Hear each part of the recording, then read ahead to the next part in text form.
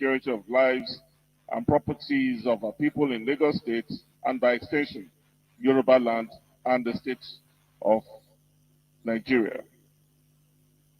We are in this precarious situation today because we have ignored the facts and counsel of history. When the British planned the amalgamation of the northern and southern protectorates to create Nigeria in 1914, their express intention was to make the rich resources of the South serve the interests of the North. Throughout colonial times, the British pursued policies that implemented that intention.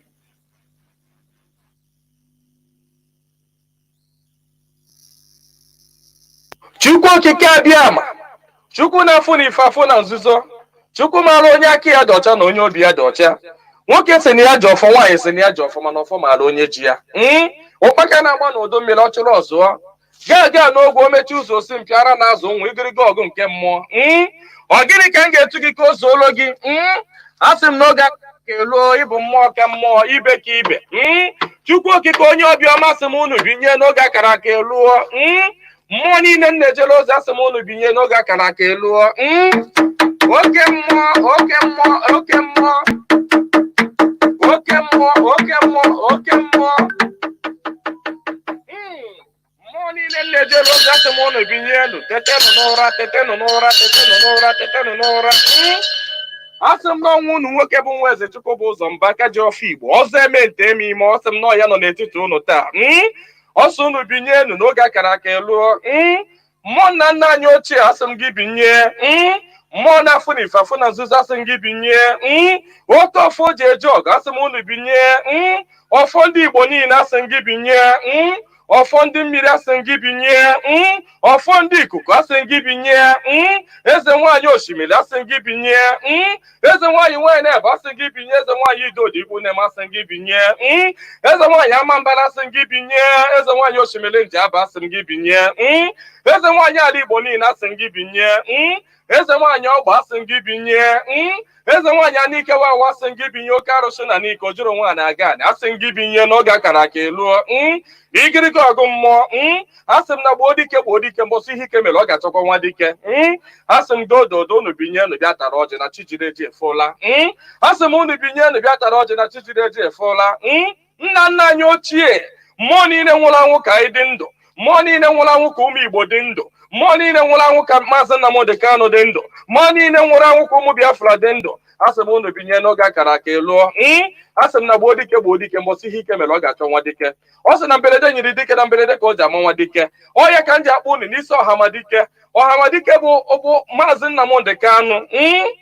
Ya bụ Mazi Nnamdi Kanu. Otu mkpụrụ anya ji isi ụgwọ. Otu ọnụ na-ekwuchitere mba niile. Ụkpaka na-agba n'udu mmiri na-agba n'oge nke ya. Asị na-arụ isi ike. Napụta ya na Eke, napụta ya na Orie, napụta ya na Afọ, napụta ya na Nkwọ. Asị m na ahịa akara aka anaghị eri nwa ngwụrọ, na ahịa akara aka agaghị eri Mazi Nnamdi Kanu. Asị m unu ga napụta Nnamdi Kanu na Eke, napụta ya na Orie, napụta ya na Afọ, napụta ya na Nkwọ. Asị m mee ka ọnụ niile kwụrụ njọ n'isi atụgharịa kwụ mma. Ka ọnụ kọrọ ogiri ọnụ kọrọ ogiri lacha. Chukwu okike abịama, onye jiri mmiri siri ike kpọọ aja were aja siri ike kpọọ mmadụ. Asị m na taata bụ ụbọchị Eke n'ala Igbo. Asị m na Eke ga-eketara Nnamdi Kanu ndụ. Eke ga-eketara ya nwere onwe. Oke ga-eketara ya ndụ. Oke ga-eketara ya Biafra. Oke ga-eketara ya nwere onwe. Oke ga-ekegburu ya ndị iro, kegburu ya ajọ mmadụ na ajọ mmụọ. Asị m na mbọsọ ga-apụta Ekwensu ga-anọ n'ụra, ndị ilu ya ga-anọ n'ụra. Ọkwa na ekwe osu.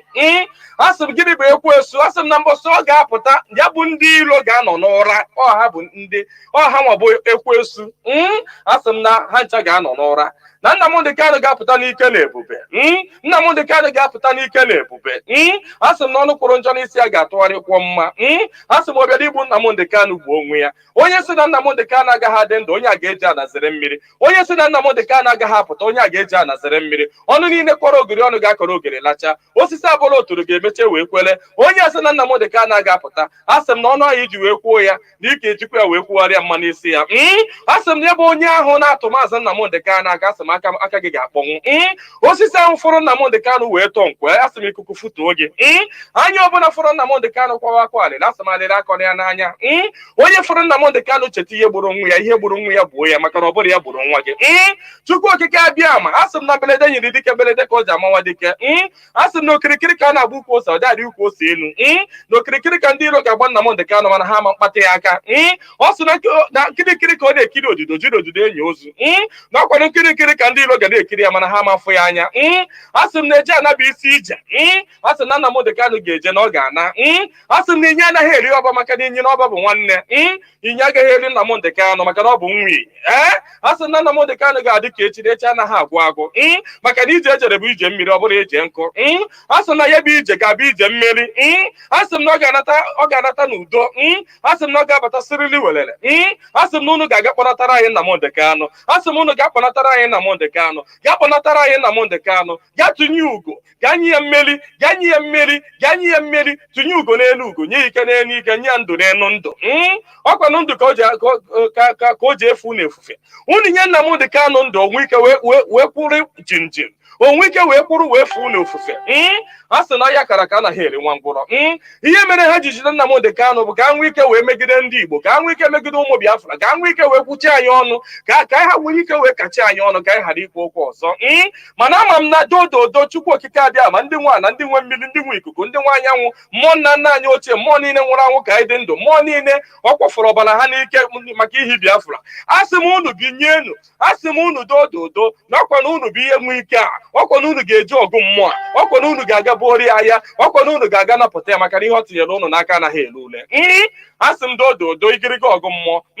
Eze nwaanyị niile nọ n'ala Igbo, mmụọ niile nọ n'ala Igbo, asị m unu binye, maka na onwe onye nọ n'ụwa na-anaghị aṅụ mmiri, onwe onye nọ n'ụwa na-anaghị eri nnu. Nnu bụ ihe ụtọ si na mmiri wee pụta. Onye ọbụla na-eri ihe na-eri ihe dị na mmiri. Onye na-asa arụ ji mmiri asa arụ. Onye ọbụla na-eme ihe ọbụla ọ na-eme ji mmiri eme ya. Asị m ihe ọbụla mmadụ na-eme n'ụwa, mmiri ọ na-ebube ụzọ.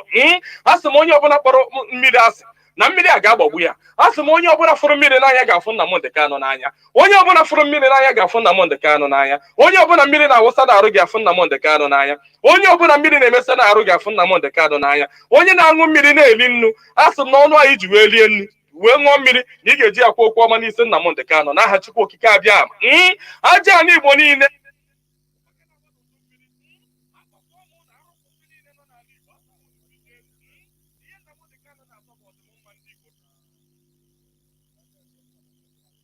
This is Radio Biafra Hausa-Service coming to you through the auspices of Radio Biafra London. My name remains Mazi, Jonathan Chinedu from Olu province of Biafra land. We are here live and direct once again. Today is the 23rd of August in the year of our Lord 2022. Today is Tuesday.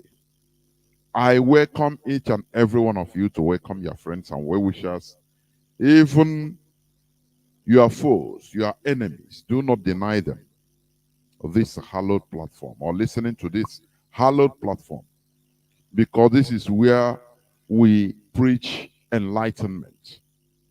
This is where we learn. This is where it started. This is our rallying point. Therefore, draw nearer to your listening devices, please, because the time has come again today in order to hear the gospel of liberation, the gospel of emancipation, the gospel of freedom, without mincing words. Because human beings, we are born free, as free people, and free people we should remain. Therefore, no person, no human being should lord it over others. This planet Earth is vast enough, has resources enough to accommodate each and every one of us as human beings. But because of the gluttony, the greed of people, natural greed of human beings, that is the reason why you see some people want to take it all. Some people want to take it all, whereas others don't have nothing. Our leader is Mazi Nnamdi Kanu, who is still in the enemy dungeon. But make no mistake about it, he must be freed. The whole world is seeing what is happening. Our leader was extraordinarily renditioned, kidnapped from Kenya and brought to a third country that he didn't have their passport. He was not holding their passport. He is not even holding their passport. Our leader, Mazi Nnamdi Kanu, is a British citizen, holding British passport. He traveled to Kenya with British passport. But lo and behold, because of the corruption in Africa, because of the evil in Africa, Nigeria has to bribe Kenya government in order to carry out their dastardly act, to carry out their crime, which they committed against Mazi Nnamdi Kanu and family, against IPOB, indigenous people of Biafra, even against Kenya people, and against the international community. That is why we maintain, reiterate, and continue calling on the world to hear our story, to make sure that justice is being given to Mazi Nnamdi Kanu, that Nigeria committed crime against him, against the indigenous people of Biafra. What we are doing is legal, is legitimate. We are calling or fighting for self-determination, which is protected under international law, international charter, even under the Nigerian law, Nigerian constitution. It is allowed. Atiku Abubakar, who is today a presidential candidate in Nigeria, he became a Nigerian via referendum. That is what we are calling for. Because he was in part of Adamawa, Cameroon, Adamawa part of Cameroon. But because of due to referendum, which was granted by Britain, they voted and they wanted to remain with Nigeria. They were not killed. Had it been what Nigerian government is doing today, killing people that are fighting for self-determination, maybe they would have killed Atiku Abubakar. Atiku Abubakar wouldn't have been alive to be vying for presidency in Nigeria. Do you see our logic? Do you see that we are on the right path? We are asking for self-determination, which is under the law. We are not doing anything illegal. The indigenous people of Biafra is a global movement, very peaceful, registered in almost all the countries of the world. Do you understand? Almost all the countries of the world. But in Nigeria, because of the contraption called Nigeria, because of the situation Nigeria represents, they proscribed IPOB, but they allowed the Fulani terrorists, Fulani headsmen, Fulani bandits terrorizing everybody in Nigeria, in every part of Nigeria. Make no mistake about it. There is no way tyranny can continue forever. Let me tell you this. When you study history, you find out that all those tyrants, empires rise and fall. It doesn't matter how long it takes. Empires rise and fall. We saw the Persian Empire. We studied about the Persian Empire. Babylon, Babylonian Empire, which is now relegated to just a museum in Iraq. Almighty Babylon. They were once a very powerful empire. The same thing, Persian Empire. The same thing, you have the Roman Empire. Today, Roman Empire is confined in a just few kilometers square in the Vatican. The Roman Empire has fallen. Therefore, when people are playing God on others, they think that it will continue forever. It's impossible. There is no way tyranny, injustice, evil should continue forever. The transatlantic slavery, it continued. The people were benefiting from it. Millions were killed, slaughtered, suffered. People were also benefiting, some people. But it went on for almost 400 years. Finally, it stopped. That is a world. The time it was at the apex, many people that time were thinking that there is no way. It is how nature has put it on them that they should continue suffering. But today, there is nothing like transatlantic slavery. The same way the subjugation of Biafrans in Nigeria, it will surely come to an end.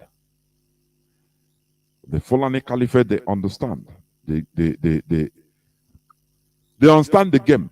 That is why they are trying, making sure, in order to use the resources in Biafra land to rebuild their structure, which includes Niger Republic, so that they will have a fallback, because they know that Biafra is going. You know, their Marabu have told them. Their Juju have told them. Their religious seers they have told them. So what you see, Nigeria is just the last game. The caliphate, no. That is why yesterday I say it is a foolish man that doesn't know when Okwa wood has been, sheared in our dialect. Onye iberibe amahoge kerenkokwa. It is only some Biafrans, some Southerners, mostly Biafrans, that never still see the handwriting on the wall. The Fulani, they have seen it right from time. They understand. But we must continue creating the awareness, because faith cometh through hearing. We continue talking it. We continue singing it. We continue educating our people on the danger that Nigeria poses for all of us as a people. In Nigeria, we have no hope. In Nigeria, we have no hope. Our hope and solution lies in self-governance of our restored nation, Biafra. It doesn't matter how you think it. That is a reality. Therefore, once again, I welcome each and every one of you to today's edition when I try to of open Radio this. Biafra Hausa-Service, coming to you through Radio Biafra London. I will go straight into reading some news headlines before I continue on the yesterday's topic about politics of collective interest. Let me go into some news headlines, or news that made it to the headlines in the zoo. I will start by, Ebony women government tango over disruption of August meeting by Bubago operatives. You know, in our land, they don't want to see one or two people gathering. You understand? Ebubagu went in Ebony, where we are in August, where we have ceremonies in our land, the meetings. Ebubagu went there and scared everybody out. That is the reason why we should gather in order to pursue this Ebubagu into oblivion. It should be scrapped. They should be dissolved and pursued into oblivion. You understand? You know, we saw that Okebeke, Hope Uzodimma, the Supreme Court Governor of Imo State, Ojo Banakwaka, the vampire of Imo State, he has selected another killer commander to lead the Ebubagu in Olo. After Mayor Mozambique was advised to go into hiding and maintain low key. Do you see it? Do you see the politics of selfishness being played by our people? Are you seeing it? To kill our people, whereas other people are protecting their own people. Amoteku, no matter how you see them, they are there intercepting killer headsmen, intercepting arms and ammunition from the Fulani terrorists. You never hear Amoteku kill Yoruba people. You never hear it. It is only in our land that all these things are happening. Why? Because they infiltrated our land. Our enemies imposed on us since after the war. The caliphate started imposing politicians or political class, political elites, or political rulers. I don't call them leaders, political rulers on us. Ike Nwachukwu, Ike Omar Sanda Nwachukwu. There was a time he was the head of Imo government as a military governor of Imo State. These are the people that fought against us directly. He is a Igbo Fulani. These are the people. You know, there's something very strange I find out in these people, in this Nigeria we are in. This Nigeria they force us to be. You see all these Igbo Fulani, Igbo Hausa, Igbo Northerners. They always fight for the interests of their people, the North.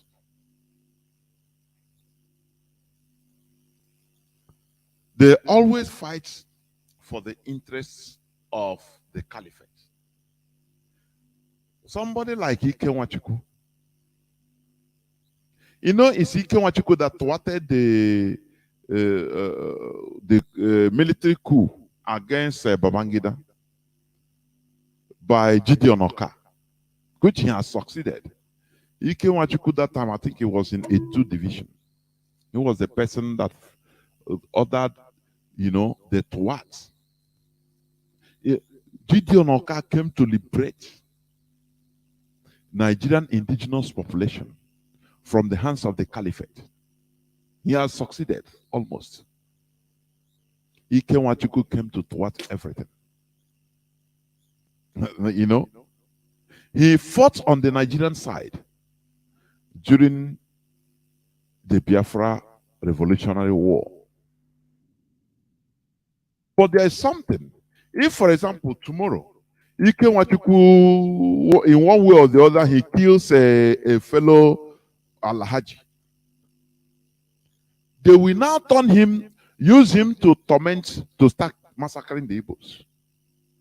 That is something that beats my understanding. That time they will start calling him Igbo man. Igbo man. He's Igbo man. He is Igbo people. They turn, but he is representing the caliphate. But when they want to do any, maybe he fall out of favor with them in one way or the other. Now they will turn everything Igbo. That is one thing that beats my understanding. The Britain crying Agbon Nigeria, honestly. They tied us because they learned from India. India liberated themselves completely.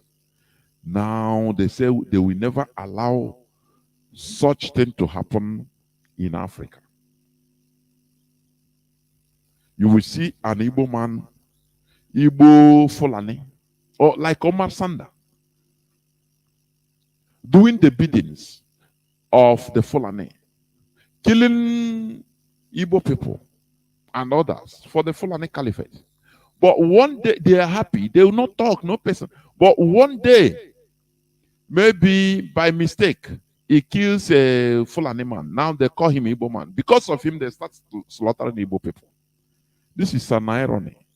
The mess we are in. The mess we are in. I want people to understand whenever I'm talking here, I used to try to be as profound as I could, so that people listening to me will understand the type of situation, entanglement we are in, so that people will stop playing, joking in this restoration, because we are in a type of mess that you never see in any other part of the world. I am telling you honestly, but we must conquer. We must continue. Let me go another news headline. Yesterday I said this. Lagos considers public holiday for traditional worshippers. The governor of Lagos State, Sanwo-Olu, he said it. He will consider, I think, 25th of August as a public holiday for traditional worshippers, he is right. All the public holidays in our land, in Nigeria, it is for the foreign religions, either Islam or Christianity, which means we as a people, we are diminished. Indigenous religion doesn't exist. That is what it has even spiritual connotation. I said this yesterday. Sometimes I used to like how the Yorubas, they treat things. They go to the root. Silently, they go to the root. Which do even like New Yam Festival we used to have in our land. Do we have any government or public holiday about it or on it? The answer is no. The whole public holiday, either St. Valentine, St. Christopher Day, is Christianity. Saint this day, Christmas, Easter, Assumption, Resurrection, all is Christianity in our land. The other side is the big festival, Eid Kabir. That is ndị Hausa na-emechi ọnụ, ọha na-akpụkpọ ọnụ, Islam and the foreign religion. Now, where are we as a people? Do you see how we diminish ourselves? This thing has spiritual connotation, which means we don't exist. Chinese, they have their public holiday on their traditional way. You see, Chinese a New Year. It's a very big thing in China. Other countries, the same thing. They take their government public holiday depending on their traditional way of life. It is only us in Africa. In Nigeria, we fight and die defending foreign religions. Where is our own? I applaud Lagos State Governor. I applaud him, honestly, for thinking in this way. How I wish that other people will follow, so that we recognize at least one day, push it, so that officially it will become a public holiday concerning our traditional worship. Let people start thinking, another way. Do you understand? Therefore, we must continue. 2023 election results will be collected manually, INEC. As you are gallivanting about the election, they told you that INEC, that is the institution in Nigeria that is in charge of election, or is it selection they are calling? No, they are calling it election. They say now it will no more, they will not respect the constitution of electronic transfer of results. Now they have to use hand. They have to collect the thing, use hand, manually drive, go and drop it, so that they can be able to cheat. They can be able to switch the written results. They can be able to put on all the thumbprints they have done in their mosques. You understand? And you are gallivanting. There is one man that one of our brothers used to show. I think he's a chairman candidate, local chairman candidate. He was crying. A grown-up man. He said on the ground he won. Everything was counted. He won, but he's surprised they are announcing another thing. He was showing to the social media that look at the result, which everybody testified and I won, that he won. But they announced another thing, reading another paper that he didn't know where they got the paper. And his opponent was declared the winner. So he was crying bitterly because he invested a lot. He borrowed money to, he said it's an investment. And he was crying. Anytime, honestly. This is the situation we have found ourselves. Why we are human beings is this. In order to be able to change our situation, unfavorable situation, that is the reason why we are known as advanced animals. In order to be able to change our situations by ourselves, because we have the brain to do that. We have the energy, the capacity, the capability to do that. That is why we are human beings, advanced animals. But in Nigeria, people continue believing, calling on supernatural force to come and change situations for them. What does it make you look like? It makes you are even insulting God that creates you. It is the white people that are even the real people that are serving God, because they are fulfilling the reason why God creates a human being on earth. Exploit the world, go and discover, make discoveries, change situations. That is it. In Nigeria, no electricity. If people can just gather, organize themselves for 1 month and say, look, people should come out and stampede the protests, anyhow it is, everywhere, millions gather, say, we don't need any other thing first, give us electricity. No more generator. Anywhere they see, do you know that it can be done? Anywhere they see generator, they destroy, they burn it. In Murtala Mohammed Airport, they burn it. In the houses of politicians, they burn generator, they destroy, they burn it. Anywhere in the say, let everybody stay in darkness. Give us electricity 24/7 collectively, or no person will use generator. Before God and man, if Nigerians could be able to muster themselves and just make this target only, within 1 month they will have electricity coming direct. Anywhere they see generators, they destroy it. Everybody will stay in darkness. Everybody, both politicians, both Dick and Harry, because they are the people using generators that are 24/7 consuming. No business, everything. Say, let us instead of let everybody be in darkness. If it is hunger or death, let everybody. But you will see that the electricity will come up the way you don't even think. But Nigerians are praying to God for God to give them electricity. They will go into churches and mosques. God, give us electricity.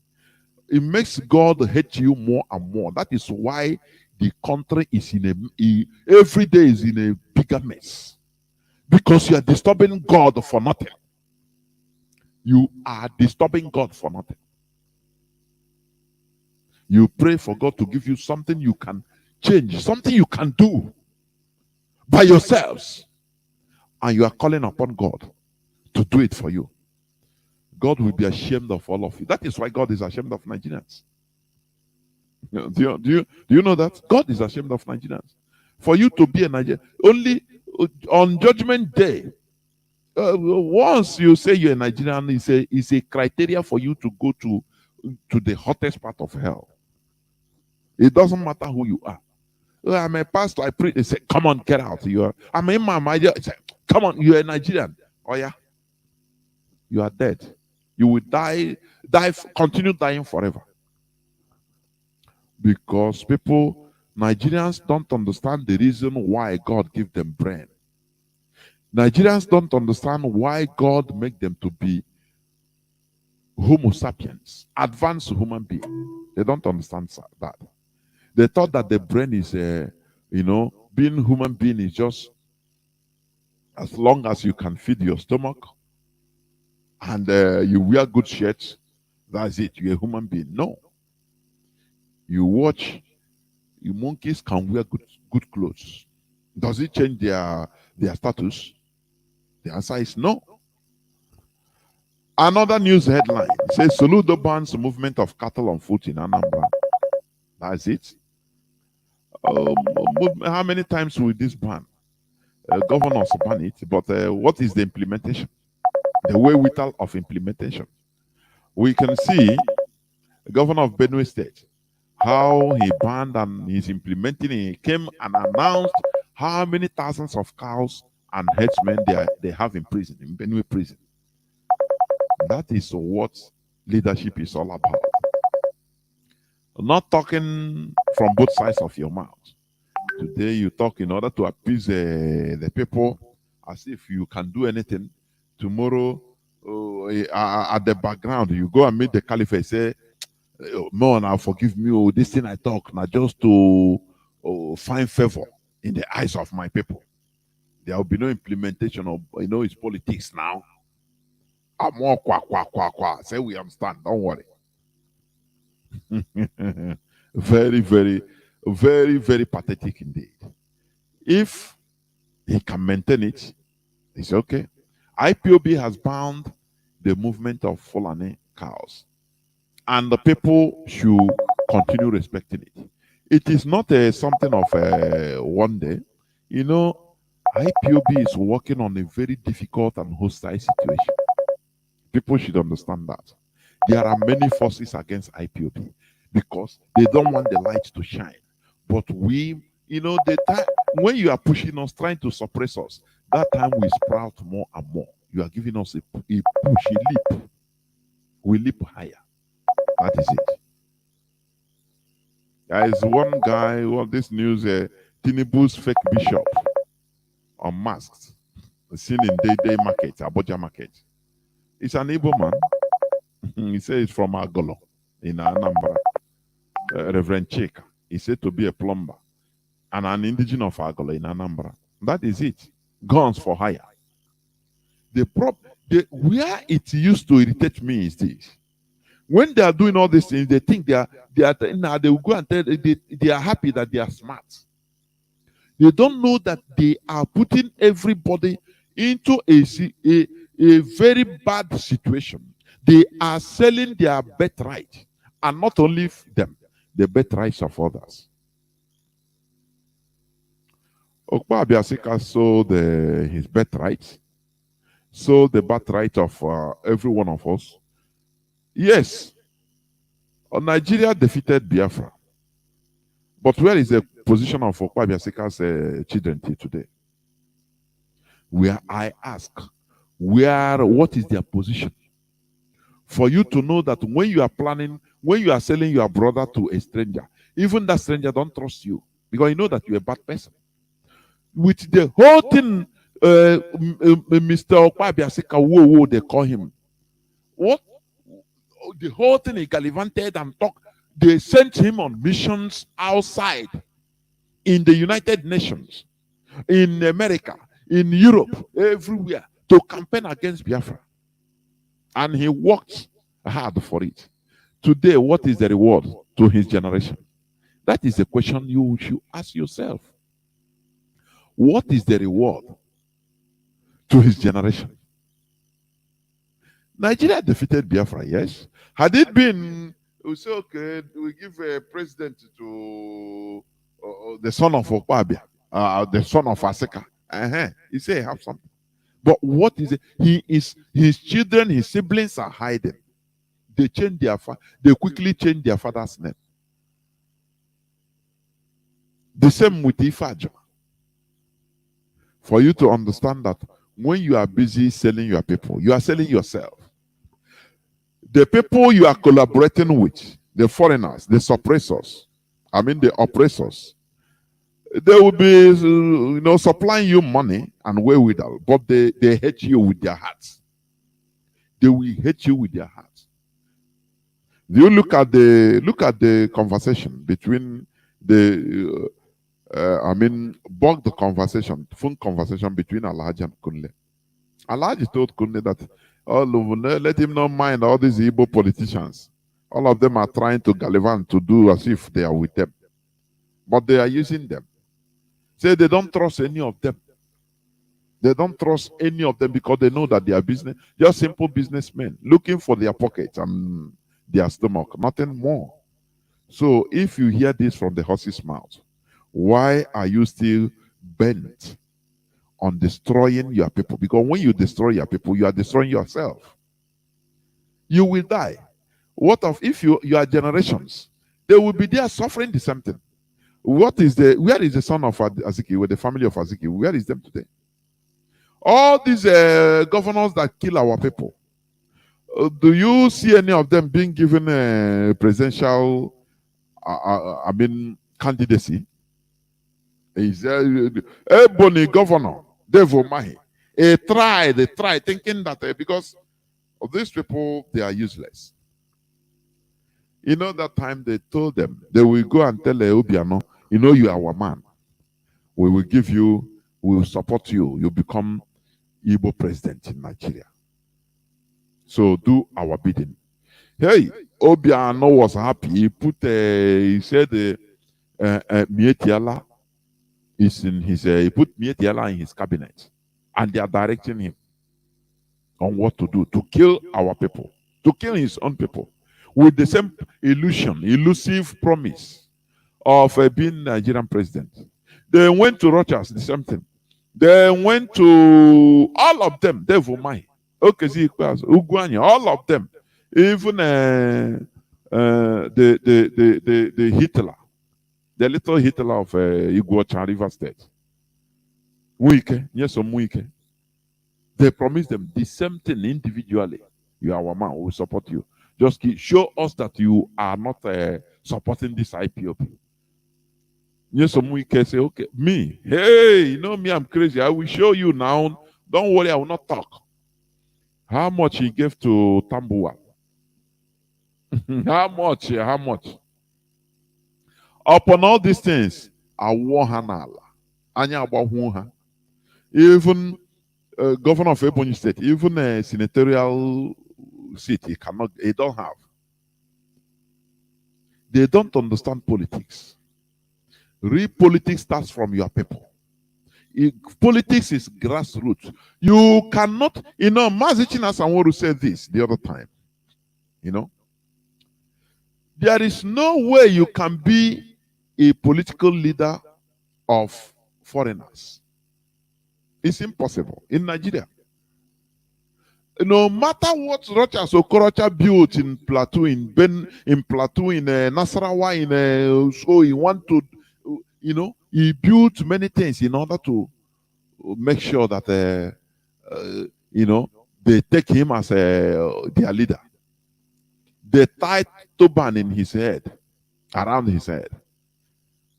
But did he make them, tomorrow they'll become, he's a governor of Plateau State? It's impossible. Or governor of Nasarawa? It's impossible. They will call you, all those things you do, they will say you're a philanthropist. Finish. That is the only way they qualify you. When it comes to political leadership, they go and pick their own. That is what our people don't understand. You must start from the grassroots. From the grassroots, genuinely.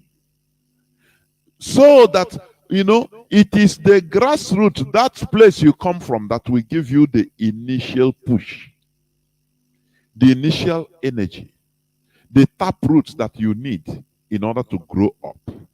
When you plant a corn, the corn will first of all go downwards, form roots. The corn will first of all form roots before coming up to, to be visible, to have leaf. Do you understand? That is what the politics people like the caliphate, they are doing. Ahmadu Bello that started with a northernization agenda. Didn't he get it all? Other Igbo politicians were there. Nigeria, Nigeria, in Britain, we are laughing at them. Ahmad Bello started saying, I will defend my people. It doesn't matter what it takes. I will openly, I'm not hiding it. I'm a northerner. I'm a Fulani man. I have to defend it. I will defend my people. That is where the British, they remarked him, they say, look, this person, he has what it takes. Forget about all these people that wants to be the king of empires that they didn't build. We must continue. The fake bishop was paraded in Abuja market. The time he was collecting whether 30 or 100,000 naira, he never knew. He called it an sharpness. He never knew that one day we backfire on him. Now is he still eating that 100,000 naira? The answer is no. Or only the shame. Now people remark him anywhere he is. That is what people should understand. Treachery doesn't pay. Treachery doesn't pay. That is why most countries of the world, treachery, a traitor, a saboteur. If you sabotage your country, they sentence you to death, they hang you. Most countries of the world, they don't pity traitors because they are worse than outside enemies. They are worse than outside enemies. Because without complicity of a traitor, hardly outside enemies can make headway or can make headway. It is impossible. They will start looking always outsiders, outside enemies, always start looking for somebody or a group of people that they can use. And that is too bad. We must continue.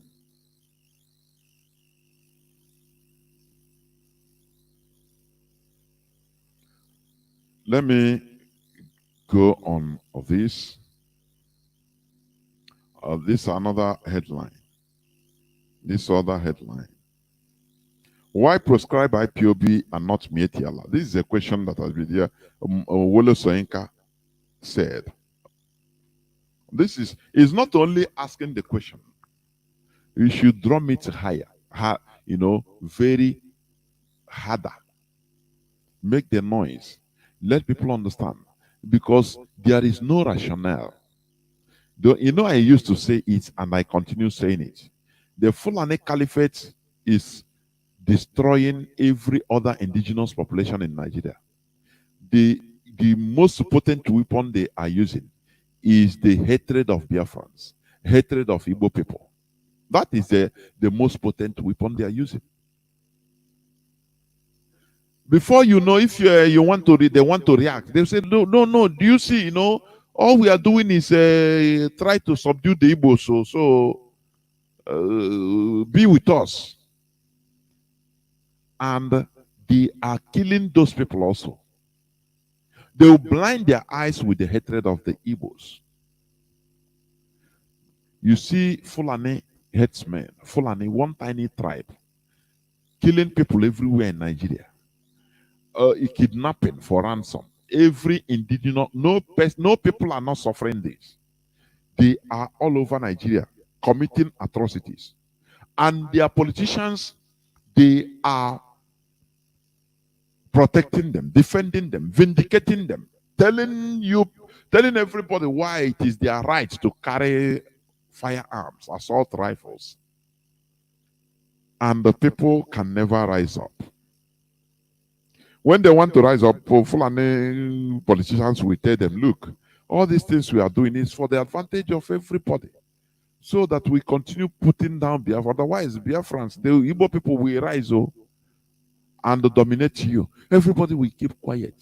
Just like Niger government official said, all this noise in social media by Nigerians, what is it?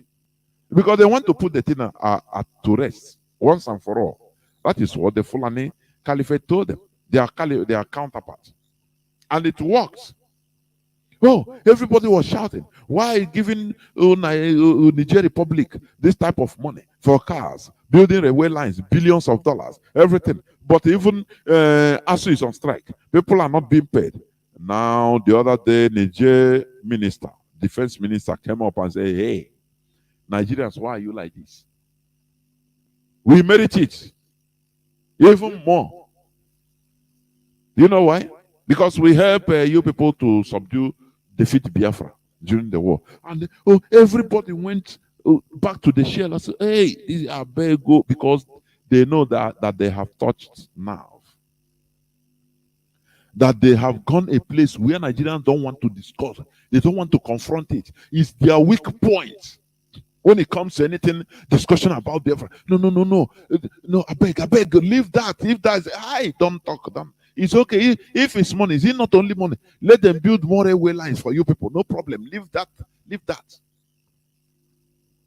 And Nigeria is going into oblivion, going down drain into abyss. Do you understand me? Okay. There is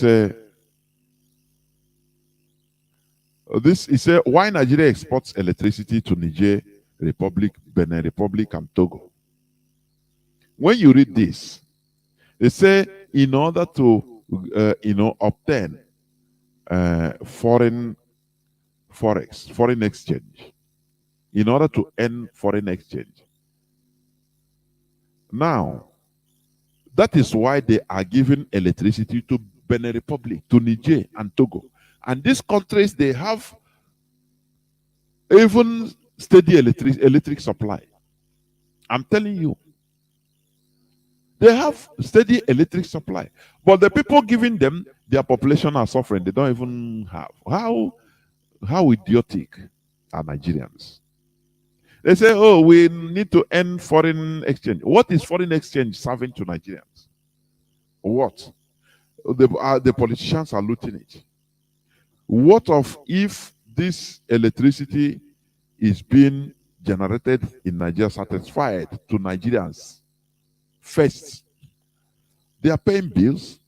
In Nigeria, they don't pay, what do they call it? Is it quoted bill? Estimated bill they pay. They don't talk about what the electricity you don't consume. They will come and give you the bill to pay. It's very, very pathetic, honestly speaking. Imagine even if electricity is costly, but it's there 24/7, people will pay. They will be happy to pay. Do you understand? They will be happy to pay. But in this case, no way. Instead, They prefer to give the service to send the electricity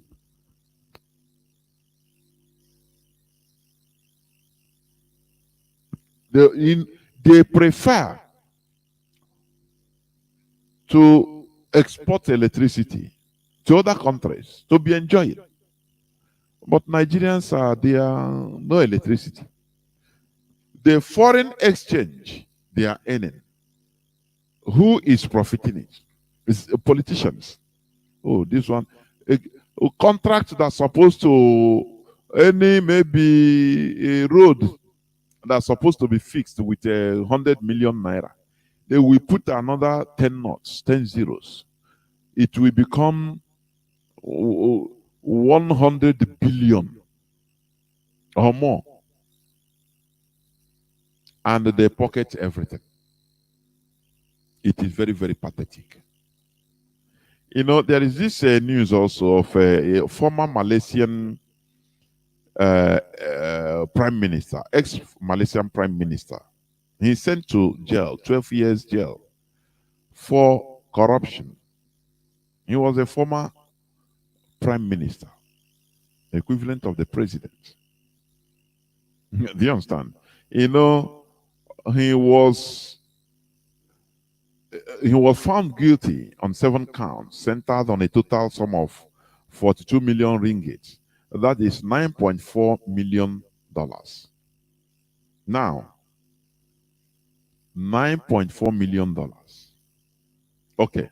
It's a chicken change to Nigerian politicians. This is chicken change. He was sentenced to 12 years in prison. And he was, together with that sentence, he was ordered to pay a fine of $46 million. $46.8 million. Do you see where law works?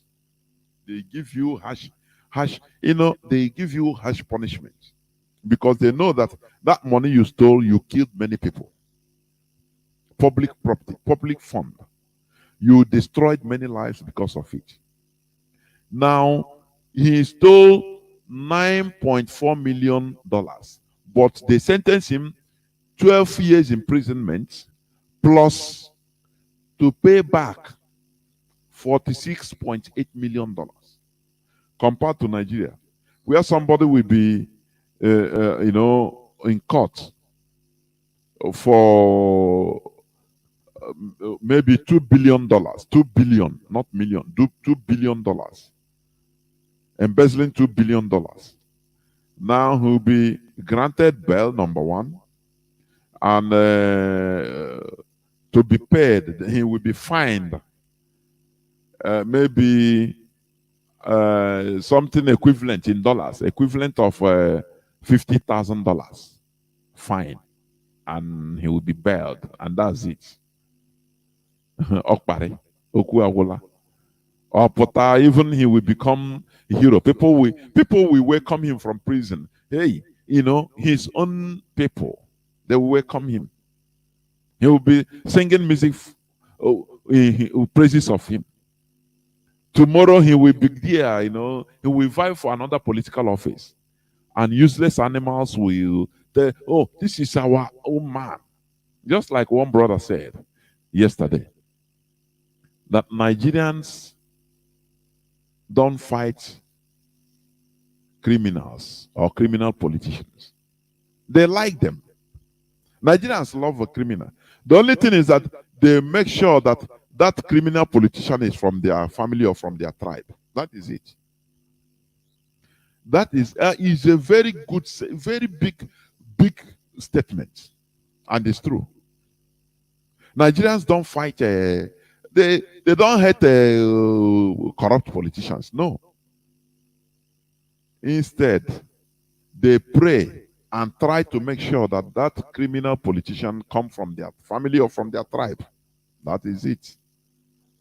Do you see the reason why in Malaysia you have many Nigerians, many Biafrans there, looking for green pasture or in search of green pasture? Because they punish defaulter of law, even ex-presidents, ex-prime minister. No person is above the law. He was given a harsh, the High Court upheld it because he was on bail going to court, but finally they upheld the judgment. 12 years imprisonment. He's going to serve it. Do you see? That is the reason why you try to get Malaysian visa to go there, and when you go there, it's nice. You stay. Because of these things, something that you cannot achieve in your country. If it's in Nigeria, you see, people will be against, they will be supporting the criminal politician. Now, leave him now. After all, he was a president. Is it easy to be a president? Is it easy to be a senator? It's jealousy. That is the one that used to scatter my head when I read some comments. I said, God, why? When you comment on, the facts, they would say, you will see some people that, it's jealousy. Go and find your way. Is it easy to be a senator? Stop accusing. Even if he chopped the money, he tried. He built a road. Do you see? He built this road for us. And Obina worry. But we must continue because this is, I see that Nigerians, they have not reached, I'm not talking about IPOBians. Nigerians, if you're Nigerian, they have not reached the capability, the advancements, human advancements of critical reasoning. You understand? It's an advancement, it's civilization. They are still in that primitive system, primitive way, whereby the way they are seeing things is different. It's different. You understand? The way they are seeing things is different. No changes. They reason that primitive way. So they will see you when you come to tell them something that, look, this person, this politician, he stole your money. This money is stole, is your money. It's the money that's supposed to be used for health care, for building infrastructures that will benefit you personally. You will benefit personally. They'll tell you, I beg, leave. Do you think that we trust human being for anything? Now God we trust. Leave that man, now his luck. You go there, wait in Nigeria now, you go, you steal. So leave him. After all, other people don't, they still leave him. He's from my community, so leave him. It's jealousy. Nine they worry you. It's jealousy. Okay, you want to better, you want to condemn everybody now. In a jealousy, they worry. In a poverty, go and make money. And you are looking people. You are looking people. You are looking them. Okay. Another news, how Nigeria government shut down over 11,500 schools in 2 years over insecurity by a civic group. Nigeria government shut down over 11,500 schools in 2 years over insecurity. Do you see the Boko Haram fight is in another dimension? I said it yesterday. Boko Haram fight, Boko Haram terrorist war against everybody to stop schooling. The same way they are Talibans. We are imposing their system that everybody, people should stop attending Western education. Now, let me ask you, because this is where people never think about. How many Islamic schools have been closed because of insecurity? Can somebody make researches and after? No. Because there are things we don't think about. What they are closing is Western schools, where you learn physics, chemistry. And do you know what? Britain love this because they want everybody to be zombie so that they will be stealing. You cannot have the wherewithal to question them. How many Islamic schools have been closed? That is a question I put up to the public. Go and make your researches. Islamic schools, they are progressing because what they are against is Western education, not Islamic education. So that you start going to read the Quran, being al-Majiri, that is the only thing that they want. Stay, being anything that happen, if Ganduje steal money as a governor, Gandola, he will come and tell you, no, it's God that put me here. So any person that is saying I steal money is a child of haram. It's evil. So you don't need to say that. You don't need to talk against your rulers. Remember our Quran say he will quote our Quran. And you, as you study our Quran, you will say, yes, it's true. You tell you don't sin against God though, by calling your ruler a corrupt person. So bear it. So that Allah will be with all of us. Allah will help us to build a very nice city. And everybody, that is what they want you. They are now pushing. Have you heard about the closing the Islamic schools? There are many Islamic schools in Nigeria, in the north, in Abuja. They are not closed. What they are closing is Western schools. You understand?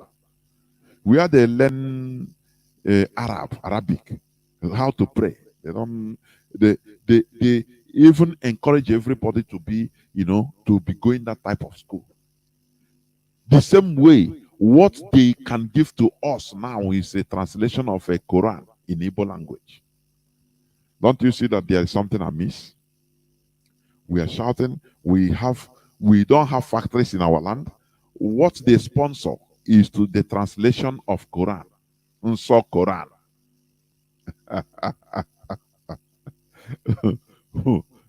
They want to lead us to another paradise. They want to show us the way to another paradise. Maybe the Christian paradise have rotten.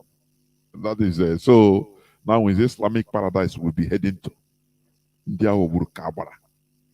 India Oburu Kabara. All is conquest, nothing more. Mental subjugation, so that they can control your life. Nothing more. The same way the Europeans are controlling our life through the Bible they bring to us. Any Biafran, any Igbo man, Igbo woman you talk about, he will quote for you from Genesis to Revelation. What happened? Oh, now, why no? On them, that thing. When you quote to them this and that.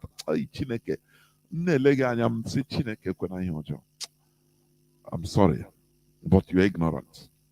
I'm sorry, because this is the way they program you to be. This is what they want us to, they program us to be.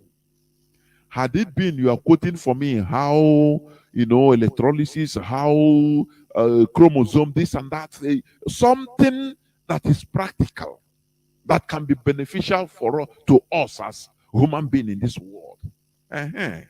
We should be listening. But they hid everything. They hide what, now they are going into space, sending vehicles to space in order to harness rare elements, materials that you cannot find in this world, or that is little quantity in this world. They are now find another way to be taking them from space. They will not tell you the secret of how to go to space, build vehicles to space, but they tell you, send you books you will read, and after you become a mumu man, so that you'll be aspiring to fly to heaven when you die. By that time, once you die, there is no more coming back. The regret you'll be having, saying, nah, so these people, they deceived me, that time is too late. All of you go to heaven, divorce. Now with Islamic heaven, they want to provide for us in Igbo land. The burden we carry, they want to add more. I'm not going to talk about it today. Now, last but not the least, on the headline, Zamfara government wants to grant one Fulani terrorist amnesty. You know, his name is the bandits leader that drinks blood, Mohammed Bello, aka Bello Tuji. Because he embraced the peace initiative. He sent thousands of people, if not tens of thousands of people, to their early grave. And he took over many communities, destroyed the properties. Today, Zamfara governor is trying to give him amnesty. Do you see the mess we are in? We are in a complete mess. But let me compare it to the way they slaughtered this Benue man. They call, what is the name? Ghana. The man surrendered to them because he's an indigenous person fighting the Fulani terrorists. Now he surrendered according to the advice of Governor Otto. But the Fulani military met him, he surrendered himself to them, and they slaughtered him. The Nigerian army has disclosed how Tawaze Akwaze, aka Ghana, the most wanted criminal in Benue State, was caught and killed by its troops after surrendering. And they killed him. But look at this other man in Fulani terrorist. This one it was September 2020, 2 years ago. He surrendered. He was fighting the Fulani terrorists. This Ghana. And after he surrendered, he said, no, I'm no more interested. But they killed him in a cold blood. But this Zamfara state governor, he wants to grant amnesty to a terrorist killer. Don't you see that? Don't you see what we are suffering in Nigeria? That we need to get out of Nigeria even since yesterday. Don't you see that? There's something, we are in a very big mess, entanglements that we should fight hard to remove ourselves from. That is the situation. The Zamfara state government has on Sunday in a statement noted that the notorious bandits leader had repented and embraced peace after years of kidnapping, rape, stealing, and killing innocent citizens. Do you see it? Impunity. Fulani, they instigated impunity because it is their people, because they are fighting together. The politicians, the political class are, I say they have different tentacles. The political class are doing their own. They are moving, is a war group. They are moving, as a people. The same cause. Their politicians are defending them, doing their thing, closing schools now, destroying Western education. ASU, they want to proscribe ASU. They are destroying Western education. The same thing Boko Haram is fighting against. It's fighting to destroy schools physically. So now they saw that it is no more. The politicians tell them, look, we can give you amnesty, stop. The time of guns and bullets to this, and now the eyes of the world is on us. But we will do what you are doing. We will continue the fight in a softer manner, with political, system, because we have power. So leave it. And they immediately issued statements in many states in the north and Abuja that there is security threat. So every school should go. Western schools should go. Children should be on vacation. Immediately. In different states in the north, including Abuja, the capital territory. And Nigerians didn't see the handwriting on the wall. That the Nigerian government is Boko Haram. Boko Haram is Nigerian government. Now the Zamfara governor is granting the notorious terrorists amnesty after destroying lives. Lives they cannot bring out. Do you see, when people they tell them, look, watch Biafra. You want Biafra to go, leave them. Leave this, we are training these people, we grant them amnesty so that Biafra will remain. And Nigerians will keep quiet. Once they hear, you want Biafra to go, everybody will be shivering. because of the fear and hatred of Biafra, Nigeria will be destroyed, and it's been destroyed. That is the reality. I will go into continue the topic of my submission from yesterday, which is politics of collective interest. Politics of collective interest. You know, as I said, politics is the way that people living in groups make decisions. The way they make decisions. But the worst part of it is in Africa. Africans in general are not playing their politics. They are being influenced because they lack the capacity, the power. They are being influenced. That is why they are not playing the politics of their collective interests, of their people. That is why Africa is lagging behind in general. You understand? That is why, like, let me play this this thing I played before, please. I played it before during my preamble, but let me play it again so that you hear it. I want to bring out something from there, please. Listen. Listen to it. This is a white person. He's a white man. Africa historically, sub-Saharan Africa has been fundamental to the global prosperity.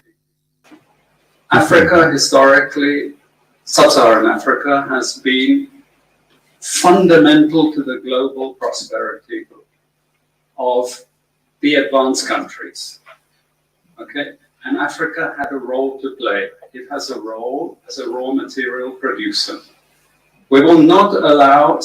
You know, since right from onset, since the coming of the Europeans in Africa, they found out a vast amount of raw materials, precious materials that is needed. Now they devised a politics of continuous maintenance of Africa in a mess, so that they will be able to be taking the raw materials. That is what this man is saying. He's a white man. Do you understand? That is the reason why Africa produces gold, has gold everywhere, from Mali, gold and diamond, Mali to Gabon, to even the zoo, to South Africa, to Botswana. Everywhere they have gold and diamond. But tell me any African country, I say tell me, that have gold reserve, in their reserve, that has enormous quantity of gold reserve. It tells you all you need to know. You go to Antwerp, Belgium, you go to Britain, you see enormous gold reserves. They bring us paper in the form of money, and they take everything we have. That is the politics the Europeans put in place. Because in a politics like this, in every politics, there must be losers. That is the truth about it. There must be losers. You know, the politics the Europeans put in place, the politics of their interests, collective interests, to the detriment of Africans. That is why they put in place this charade they call democracy. You know, normally politics should be organic. You know, the political system of a country should develop organically. But Europeans, they cut the organic process in Africa. They created rubbish and now imposed a type of governance which is convenient for them, beneficial for them, to be milking us. Democracy, they call it democracy. Make no mistake about it. Britain learned democracy, real democracy, white people from our land, from Biafra land. When Britain came to Igbo land, they saw that we Biafrans, we don't have any discrimination between men and women in the art of governance. Our women are they partake in governance, in rulership. Do you understand? So they are the people that destroyed it. That is why they put warrant chiefs. They say that these men and women combining together, ruling, sometimes you become a woman ruler, sometimes a woman king. Say, no, no, no, no. It's not good. That it brings confusion. Because that time, their women, they were treating their Britain, you are seeing today, they were treating their women as Afghanistan, as like in Afghanistan, as Talibans, relegated to their background. British women started voting, I think, 1918, at the age of 30. 1918 of yesterday. But these are the people that will come today and tell you, they are NGOs. We say, oh, you know, well, we don't have a woman equality. Oh, we have a woman. Because people don't study history. That is it. We have a problem. That is why they can come and tell you they are changing. They come and tell you rubbish. Do you understand? Britain, they started allowing their women to even vote as from 1918. Later, I think 1930s, now they start allowing their women to at least vie for office. And that 1918, people to vote, you have to be a woman. As a woman, you have to be up to 30 years. 30. 30. You understand? So these are the people that come now, they put a political situation for us, teaching us democracy. Sometimes if I look at this world, I laugh. First will be the last and last will be the first. They are now teaching us how to respect women. Oh, women equality. And they saw all this in our land, they destroyed it. That is one of the reasons they had what they call about women riot, which is about women protests. They killed many of our ladies, our women, our wives, our as of that time, our women. Have somebody asked the British, you are shouting of democracy, but you killed our women. More than 50 something of our women. You know, people are dying now, lack of perishing because of lack of knowledge, ignorance. Continue listening. That had a role to play. It has a role as a raw material producer. We will not allow sub-Saharan Africa to escape that. Okay, we do everything to keep sub-Saharan Africa where it is, also impoverished. It's absolutely vital for the prosperity of everyone. How do you think that they keep sub-Saharan Africa impoverished? How? They are no more here directly. I mean Europeans. How? Is it not through this electioneering? This is their so-called democracy. They pick any person that is their pet. Before you become a president, you must go to Europe as a black African. You must go to France or Britain or Spain or Portugal in order to give account of what you have to do when you enter office. They will check you, measure you, put you in their secret court agenda, so that you will not say, oh, job, you will not escape. Now they will use their media. They will use their media in order to promote you, the highest bidder. Do you think that, you know, you can develop Africa through this democracy, so-called democracy? This is not a democracy, it's a charade. Every 4 years or 5 years, you remove somebody, put another person. You know, just the same thing. What are they doing? Nothing. It's only this, through this, because they have the leadership. They have the political system in their hand. They hold everybody hostage. Africa never charted their own way of ruling themselves. They never charted their own way. You know, the same way Arabs, let me tell you, you see, like Saudi Arabia, America tried to go, is an American ally. But there are things they don't dare put mouth. They say it's their way of life. Don't go there. They charted their way naturally. UAE, United Arab Emirates, is not a democracy, but they organize their unique system of governance, and it is working for them. America or Europe cannot start giving them lecture on democracy. No, they tell them, to hell with you. We are progressing in our own peculiar way. This is our politics. This is who we are. This is how we want to run our lives. You don't need to come and teach us. But in Africa, mostly in West Africa, in Nigeria, because the system, they have house niggers, the Fulani, the caliphate. So, you know, that when you see a caliphate member, a caliphate politician, every time you quote, you say, this is a democracy. Onatoya is laughing. Democracy put in place by Britain, where census was falsified. It puts the caliphate into perpetual control of Nigeria. Because they will tell you democracy is the highest number. It's a game of number. That is always what you hear from them. But Harold Smith told everybody that, look, this population of the north, that he went to the north, he didn't see anybody. He saw only vast land, but no population. But they will tell you always in Nigeria, oh, the population of the north.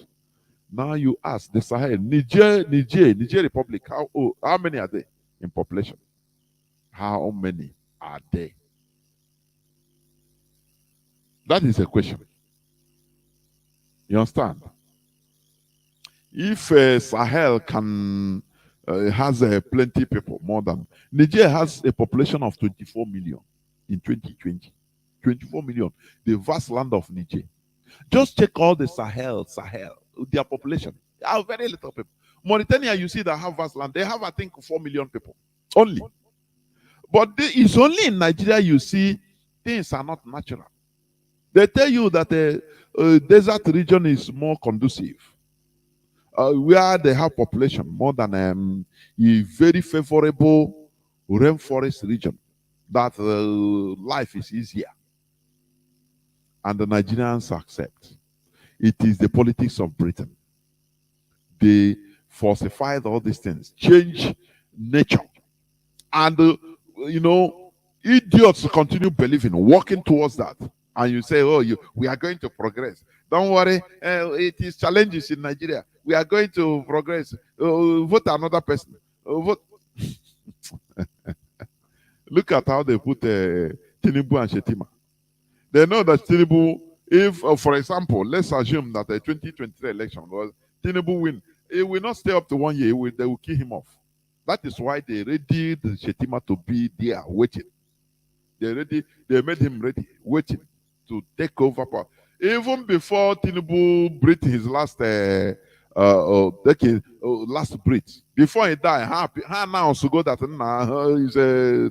is Shetima now the president. So that is it.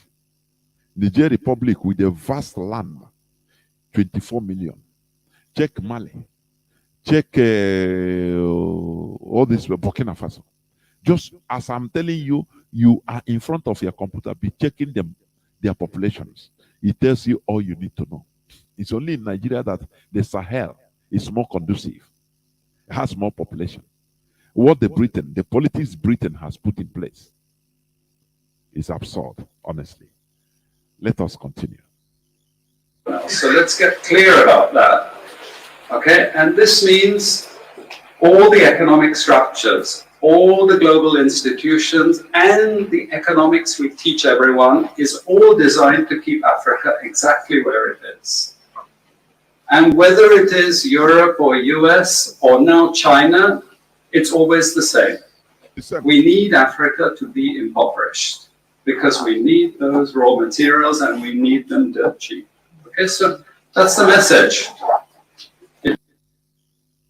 Doesn't mean to say that there's nothing Africans can do. Of course there is. Okay, but this is the opposition that they're fighting. This is what it's about. Because if Africa does do something different, I assure you, living standards of all those in Europe and North America and Asia is going to fall. Of course, that's the reality. Let me leave it here. That is the reality. If Africa today collectively have brain, start developing, start being like other human beings, the living standards of Europeans, Americans, even Asia countries will fall, because Europe designed Africa to be where it is today, source of cheap labor and raw material. As doctors are running away from Nigeria, highly qualified doctors that if you invest on them, a good government invests on them, they will be working miracles. But they are running away to Europe and other countries. They will go to Britain, and maybe they are paying British doctors. What they are paying British doctors, they will be paying them lesser. This is cheap labor. They will qualified doctors now. They will tell them to be nurses, taking care of their old men and women, carrying their sheets. These are qualified doctors. That is cheap labor. Raw materials and cheap labor. The way they have put us, that is their politics. It is for their interests. Do you understand? Do you understand? A country can never develop inorganically. You must chart your way. That is what people fail to understand. How does the Europeans hold Africa hostage? Are they controlling, what are they in charge directly? Do we have white president or white prime minister in Africa? The answer is no. But the problem is that the politics they put in place, this political system, political framework they put in place, that is what is working for them. That is why for any African to liberate, look at what this guy said. You know, Jacques Chirac in 2008, Jacques Chirac, the former French minister, he said it openly. He said without African countries, that they would have been like any other quagmire. France wouldn't have been developed, wouldn't have been living well without African countries. He said, you know, sometimes white people, they open up so that you understand. Because sometimes they talk so that the spirit will listen to them. Know that how you understand? Jacques Chirac said it. Go and Google it. 2008, he said it. But what happened? Till today, the same thing. They put political systems in place to their collective interests at our own detriment. That is why any country in Africa that wants to develop must first of all find their own way, like Paul Kagame is doing in Rwanda. They call him a dictator. They call him this and that. But he is leading his people. That is why you see, I used to play the question, the interaction with Paul Kagame and BBC journalists. You have a poor human rights record. Oh, you are this and that. They say you are in value. You talk about value. You say what is the standard? Who has the standard value? So Europeans, they believe that we don't have value. We are just savages. They will same way they have been believing. That is why, you know, when Britain, the Europeans, we are in, is it southern part of Africa and Eastern Africa during the colonial period. You know what happened? Like in Uganda. You know what happened? Britain, they purposely invited Indians and Pakistanis, people of color also, people of white color, in order to come and run the economy, the economic section of the private sector, economic private sector of Uganda. What I'm telling you is a fact. That is why you have many Pakistanis, Indians in Uganda. and some other of all those eastern, southern part of Africa. They purposely open door for them, say, come, because they feel that Africans, the indigenous population, are not developed enough, brain-wise, mentally, in order to run sophisticated programs like shops being handled by these Pakistanis. That was the reason why when Idi Amin Dada of Uganda entered, he saw the reality and he now tried to pursue the Pakistanis to get out of Uganda. He did it in a non-diplomatic fashion, and they demonized Idi Amin of Uganda. Even acted film that he is a human eater, he is a cannibal. All these things are, propaganda. This Britain, Europeans in general, they know how to demonize somebody. They know how to turn you against your savior, somebody that is saving you. They will use their praise to turn you against that person so that you will kill that person if you see him. But you don't know. Ignorance will make you not to understand that that person is your savior. That is why they demonize Sani Abacha. Sani Abacha, he did something, he confronted Britain, and they turned against him. They used everything, he became a demon in the eyes of every Nigerian. These people are like demigods. Until we are able to develop mentally in order to understand some things, some secrets, we are nowhere. You cannot compare yourself with them. I'm telling you honestly. So what am I trying to say? Europe put a political framework in Africa to continue keeping us like this. What is that framework? Elections in Nigeria. I said they are preparing. Do you know how many billions? Do you know how many billions that are being wasted? Look at, you see on social media, people video vote PVC. Millions and millions of PVC thrown away. That thing is money. Wasted money. And people, wasted their time to go and collect it. But they do everything, they throw it. That is what the framework the Europeans put in Nigeria. Britain put in Nigeria. In order, it's just like a gangrene to continue killing us. You understand? Holding us down so that we continue attacking ourselves instead of facing the reality facing us. No. Who will be in the center? Who will be the president to loot? Everybody is driving so that his family member will be there. His own criminal will be there. No problem. And that is what they have sentenced us.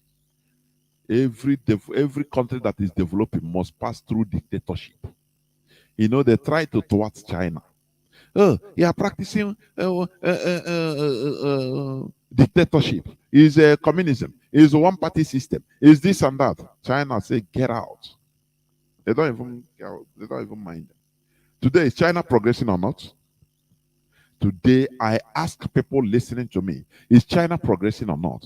All this political framework they are putting on people is to hew you down to be able to be controlling everybody, to put everybody into quagmire so that they will be stealing. The other day they said they are intercepted one super tanker in Equatorial Guinea coming from Nigeria that stole crude oil in Nigeria. I know that it is a money problem, settlement problem. Maybe the people they have settled enough, they say, we have given Oga money now. We have given which kind of money? Maybe the people in the water, the Navy in the water say, oh boy, this one you give now for Oga, you have to settle out. They say anything you want to do. That is when they contacted. We are trying to stop them. They say no, come and stop us now. Now they have to use Equatorial Guinea in order to stop them. Equatorial Navy. Look at a small country like that.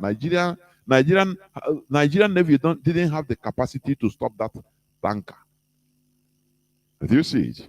Now they have to inform the Equatorial Guinea. Say you people must spend spend this money, And by now, maybe everything is settled. They have paid, they have called the phone. So this Bello we call, Gambari we call, say, oh boy, leave these people, they have settled. Let them go. They stole millions of barrels of crude oil. And that is happening every day. If we are in control of our political system, do you think that Europe, do you think that Britain will be stealing this oil? It's impossible. I saw today Olaf Scholz of Germany, German president, I mean, chancellor. He traveled to Canada in order to scavenge. They are scavenging for gas, liquefied gas, hydrogen, all these things. You know, because they are in desperate need, because of they are winning themselves from Russia oil, because of the desperate situation. And Trudeau, the Canadian Prime Minister, told them that look, we will try our best, but we don't think that all this thing will be done in this short time. Do you see it? That is doing business in an equal way, in mutual respect. You take your money, you go and ask, go to supermarket and you see price, you buy.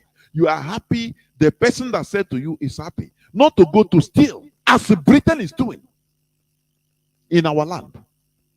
Do you see why they put all these politics? In order to continue weighing us down, so that we continue suffering, so that you die to get visa for visa, UK visa, and when you reach there as a highly qualified professional, they turn you into carrying sheet of old men and women, and you have no option. They will tell you, if you don't want to do you, they will expel you from UK. Say, get out, go to your country.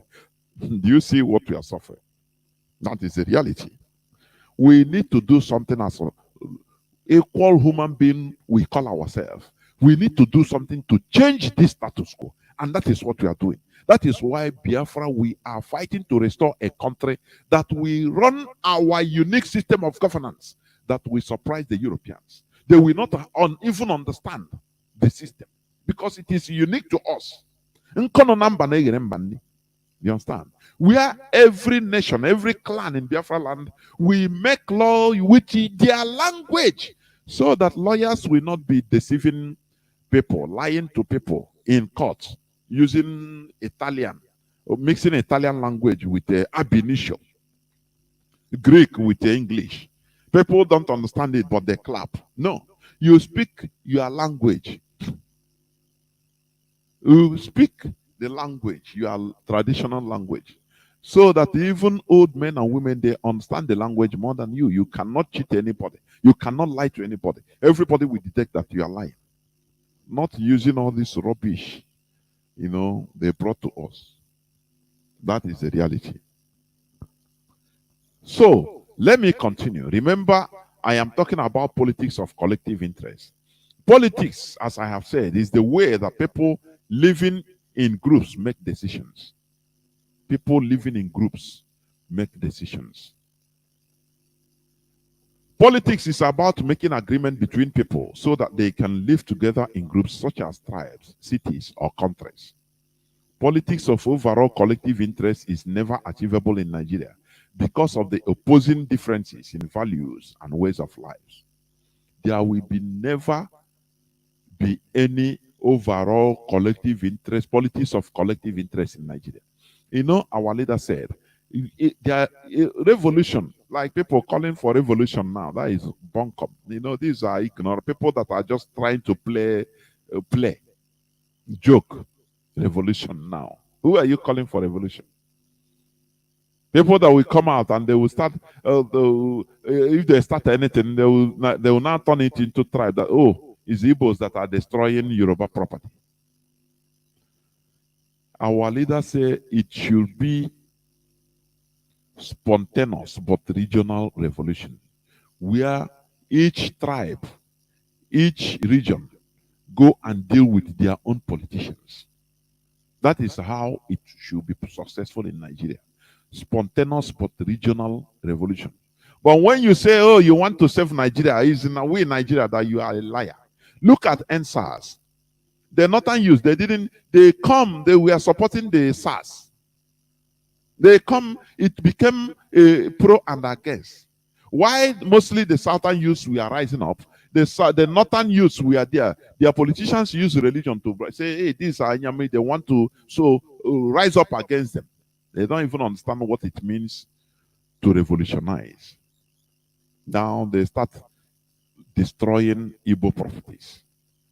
These are the people that you want us to continue, the situation you want us to, people want us to continue being. Nigeria is never a nation, neither a country. It is simply a contraption. For your information, a contraption is just a machine, device, or system that is badly made or unsafe, that could fall apart at any point in time. It's a machine, anything, machine, device, or system that is made that is unsafe. It can just fall apart at any time. That is Nigeria. That is what a contraption is. So that when you hear us speaking contraption all the time, what I mean, please. It's just something that is put together, that is unsafe. It can fall apart, so only can maybe at any time. So it's not safe for use. You understand? Nigeria is a conglomerate of amalgamated nations with divergent and highly opposing values. Therefore, there will never be a common collective national interest. It is impossible. Because some are pursuing going to east, others are going to west. Therefore, it is impossible to have a collective national interest. It's impossible. It will continue to always be sectional and frictional. Why the Fulani Caliphate is playing their politics of Fulani collective interests of conquest and domination over others using the illusion of Nigeria. Our people continue playing this stomach politics of selfish interest, to the detriment of our collectivity as a people. As I said yesterday also, Ojo Carlos boasting of bombing our forests is a typical example of this self-destructive politics by these Efulefus. Why Nasi Erufai, Lai Mohammed, Ganduje, Bala Mohammed, and other Fulani political elites are busy protecting their own terrorist killers, which they are using as foot soldiers. Ojo Zokalo, Okebeke, which is a Sarkin Fulani of Imo State, the Supreme Governor, the Supreme Court Governor of Imo State, and other politicians of Biafra extractions are happy to call for the killing of their own people that are making legitimate demands. You know, this politics of collective interest, it is not easy. You know, it needs an enlightened mindset to make organization, to sacrifice, to understand the importance of collectivity. I don't know whether people understand what I mean. Mazi Nnamdi Kanu is an enlightened one. He's an enlightened brain. Call it Illuminati, anything you want, call it. He knows the secret of collectivity. That is why he was able to fight tooth and nail to establish Radio Biafra, which he will use in order to organize and unify all of us into one family. He even slept in his car, outside, in a cold. Do you understand? So, you know, for some people, when they see somebody doing this type of thing, they will call him a mumu, a mugu. Now you are fighting. That is why even that is what some people take some of us. Many of us that are genuinely in this struggle. So boy, how much are they paying you? Because they always quantify everything with money. Personal gain. What you get now. Go and buy food, go and buy something, eat and shit it. Within 3 hours, it digests and you shit it out. They will never believe that, oh, you are doing this genuinely. Even putting your own money. They say you are stupid. They will be looking at you as a stupid person. Because they don't understand, their brains are not advanced enough, developed enough to understand the importance of collectivity. You know, yesterday I said something also about the Fulani collectivity. They understood what it means, collective interest. One of the factors that I think that contributed to their collectivity is their hostile desert environments, which they are always. The desert hostile environment, whereby it's not easy for you to see water, to see ordinary drinking water. When they see they dig somewhere and there is water come out, now they know how to ration. It galvanizes them into living as one people, as a community. It because you cannot survive only you and your family in a desert. It's impossible. You need others, and others need you. So you must have a way of living a community life. That is one of the factors I saw that galvanized the Fulanese. Also, their religion. They don't have the type of mindset we have. They deal with you. If you try to change to another religion, they kill you. They don't care. Even a family, your own family member will kill you. Because they now see you as you a saboteur of their community. They are brutal. And that is how to maintain that community life. It's nothing like our own that it's every saboteur. Say, leave it for God, though. Leave it for God. You have right to freedom of worship. Do you know that now, even now in Nigeria, any Fulani that say he changed from Islam to another religion, fatwa will be on his head, right from his family. If he didn't run away, they will kill him. There are many testimonies about it. Everybody know. He will be on the run. They find him, they kill him. Because they don't want that gangrene, that virus to come from one person. They will cut it down, cut everything short. That is how they are. Unlike in our own land, we have everything that sustains life. We have environment that sustains life. Even you as an individual, you can survive anywhere. In the bush, you go, if you have little, little quarrel with your community, you can just leave them and say, okay, let me go. You go and build anything in the bush. You find, you have meat, fish, water, everything that sustains life. You can live. Say in Buddhist people, you bring your wife, if you marry, you bring your wife to that place and you will be living as a family. That's it. So you don't need others and you don't see any need to need them because you can survive on your own because of the environment. That is my own personal view anyway. So what am I trying to say? Whereas all these northern politicians are protecting their own. Protecting their own. They are killers. You see our own politicians, they are there sacrificing us. It started right from the time of Azikiwe.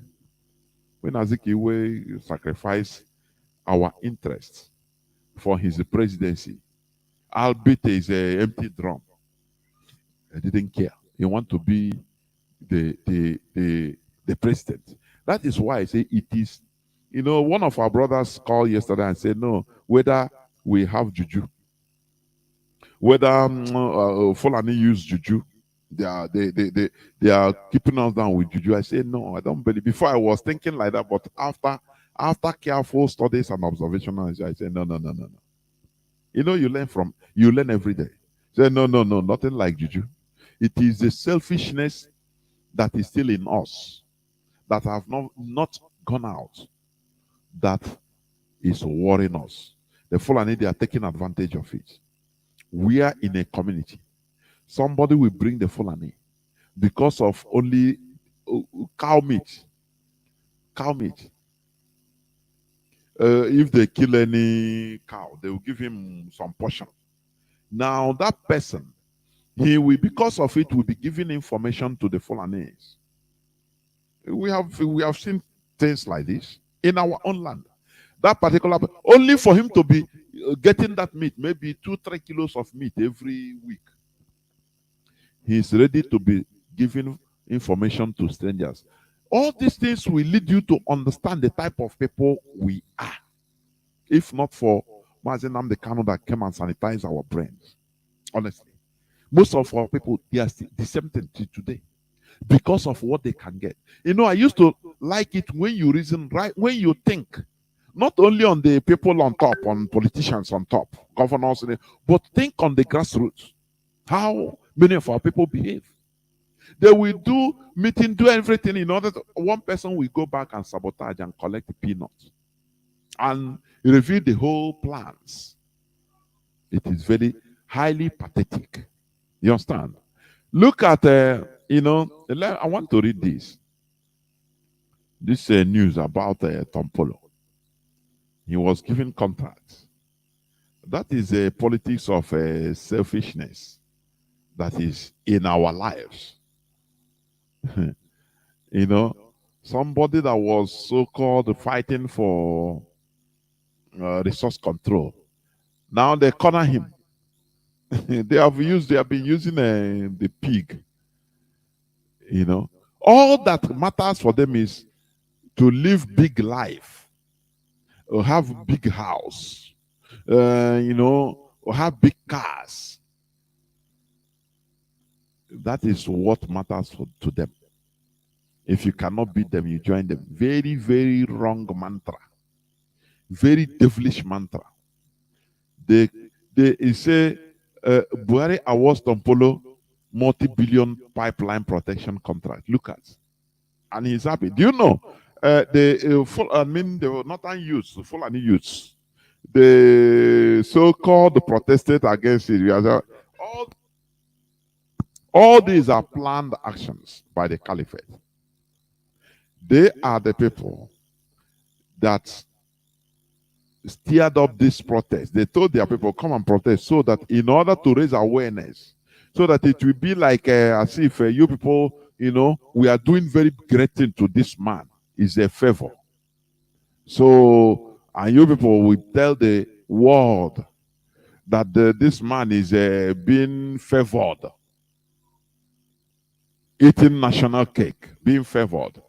So that when they will be, as they are giving Boko Haram amnesty, paying them. Now, people will not talk. When they talk, you come out and say, but do you see? Tompolo, all of them, they are being given money. Do you see how they play Nigeria, how they play your brains? You see it. Tompolo, that natural resource, that crude oil in his backyard, in his father's land, he is fighting to have control over it. Now they cornered him and said, look, we are going to pay you, you will be making money, and you'll be protecting this crude oil for us, and we'll be coming to take it. He said, okay, they'll pay him crumbs. So that if you try to go there now to do anything in the pipe, you will not have problem with the Fulani now. They say, we give you the contract, so anything that happens is you. A slave will work more harder. That is how they behave.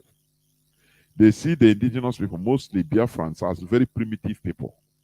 Do you understand? People you can corner. People that can only, what matters to them is their stomach, nothing more. I never see, just like please, I don't want to profile people. Our people, many of our people are primitive in thinking. Still, that old time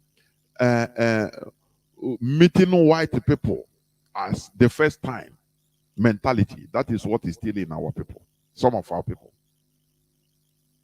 When they meet the white people first, they were brewing locally kai akpetish. But because Oyibo brought his own in a bottle, how now they see they prefer, say no, they are ready to sell their brother to get that Oyibo. Oyibo, they know how to do something. They know how to tempt you. They bring your brother, go and hunt your brother. You have this. We give you more. We give you more. Do you see how it is? That's it. It's a aromatic schnapp. They call it the white horse. You understand? Do you need it? Go and do what we say, and you get it. Our people now, they go to work. They know how to deal with themselves. When it comes to dealing with ourselves, we become tigers. Very bad attitude. I am talking about politics of collective interest. Tompolo took contracts of guiding pipeline for the caliphate to be taken to Niger. From Niger, taken every other place in the Sahel. And then he will come, people will praise him. Now I have money. Hey, now look at his car. Just like the pig in the creek. That is how they made money. This type of people, they are not supposed to be among us. They are not supposed to be alive. You are fighting, There's one guy, I've forgotten his name. I used to watch sometimes in YouTube. I think the guy, he refused this amnesty. He refused to even talk with the government. Yaradua, they tried everything to kill him. I forgot, he has a wound in his face. I don't know. I've forgotten that his name. Is it General or something? I don't know. I've forgotten. I used to watch him on YouTube. They killed him. They sent different fighter jets, everything, Nigerian military to track him down and killed him. He died a person of dignity. But all these people, they are there. Oh, they have contracts with. They forgot what they were fighting for at the beginning. They forgot why people laid their lives. There were many people that died. On what cost? To serve as a pipeline contractor. You protect pipeline, just like Owazirike. He sacrificed the lives of many of our people. Followed him genuinely, thinking that he's genuine. Now he's boasting of building hotels. His character now, if your property is near him, he will corner you and he will tell you to sell to him that property at a giveaway price. If you refuse, he will take it by force. These are people, low life characters, low lives. But what baffles me is that you see people following them, praising them, the same low life. When you see the pig in the creek, when you see the video, how and you see what is the legacy you leave? What did you achieve in the fight you started? You want to control, resource control. Did you control? Are you controlling the resource? No. Instead, now you become a pipeline guard. They give you the contract of guarding the pipeline for your enemies, and you take it. Do you see the reason why I say people in West Africa are more cheaper than other parts of Africa? They are more cheaper. Even in our land, in Biafra, they are more cheaper. People that can be distracted with money at any time. South Sudanese, they were focused for 39 good years, and they got what they were looking for. In our own people, they will go 1 day, 2 days, 1 week. Well, yeah, they will corner them, give them money. Say, oh boy, we are no one die. And what about people that have died? This is the selfish, politics of selfishness that is common in our land. That is what we should remove. Do you understand? They cornered Tompolo and gave him new contract, or multi-billion-dollar contract. You see people writing, I tap in his blessing in Jesus' name. I'm telling you, how do we rescue our people mentally? How do we? But we continue in what we are doing. That is it. We continue in what we are doing. You are tapping on the blessing of a traitor, somebody that sacrificed the lives of people for nothing. Now he collects money, and you are tapping on his blessing. It is very, very horrible. We must continue. Do you remember when our media publicity secretary, Comrade Mama Powerful, was privately contacted by an Igbo politician to write another press release reversing the program, The Sit at Home, on a reward of 40 million? I don't know how many people remember this. That if you don't do it, the politician boasted to him that if you don't do it, they will find another colleague of him that will do it at that cost. Is it not what happened? Because there are many guns for hire. There are many cheap, very low life people. There are many people that what they are looking for is not even Biafra. They have ulterior motives. That is what we are trying to sanitize our brains. Because we don't want to restore a country that will be a mess. Instead, we continue quagmiring in the zoo. Also, only on how to serve, become more slave. But we must continue to restoring our nation. Cure ED.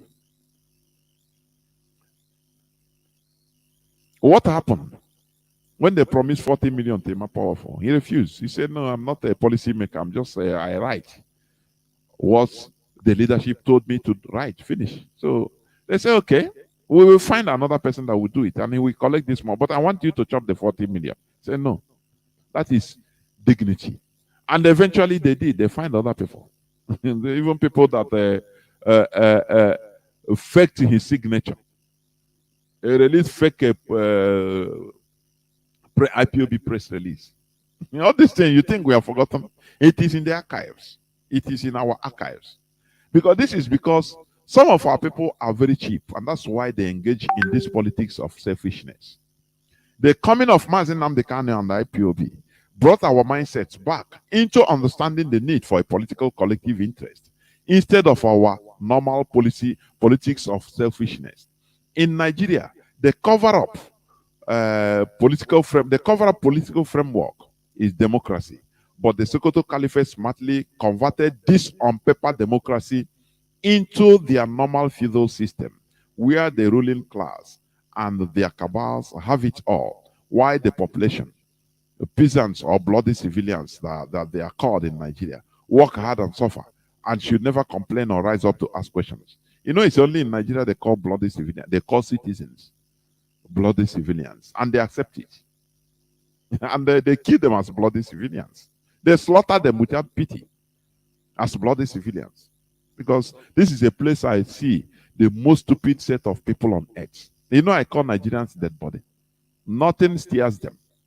The first existence of extreme conflicting values in the contraption called Nigeria is the core reason why Nigeria should cease to exist. Our people should understand that politics of our collectivity is primary, is primordial, and vital to our collective survival. You know, during the Biafra War, we fought for survival. You understand? For existence in this planet Earth. That is what we fought. And that is what we are fighting. We are still fighting for survival. Because that is why I did the Fulani Ogu. We are not trying to take what belongs to anybody. What we are doing, we are trying to recover what belongs to us that they have taken away. That is why we must succeed. And we are succeeding. You understand what I mean? We must succeed. We must succeed. The victory is ours. It should surpass our selfish interest. That is our collective interest. We are diminishing gradually in every aspect of nationhood or nationhood scenario due to this politics of selfish and individual interests instead of collective interests. Politics is normally used for the overall interest of the citizens of a country. But Nigeria is not a country. It is just an illusion created to subjugate the indigenous people for the sole benefit of our creator, which is Britain and her caliphate house makers. We should know that our individual survival depends on our collective survival. Therefore, let's be advanced enough to understand that politics of our collective interest surpasses that of individualism. We should continue in this quest for Biafra restoration because it is the sole politics of our collective survival. And that is the reality.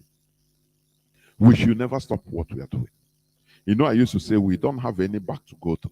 That is the reality. We don't have any back to go to. So don't even think about say, don't go back. We are not going back because we don't have any back to go to. What we are doing is just fighting for survival. That is our politics of collectivity. Let us be advanced. You understand? Advanced enough, mentally advanced enough, in order to understand that our personal survival depends on our collective survival. People should understand this. That is why our leader initiated this struggle. He started this and he's still suffering for it. Because he knows that our personal individual survival, it depends on our collective survival.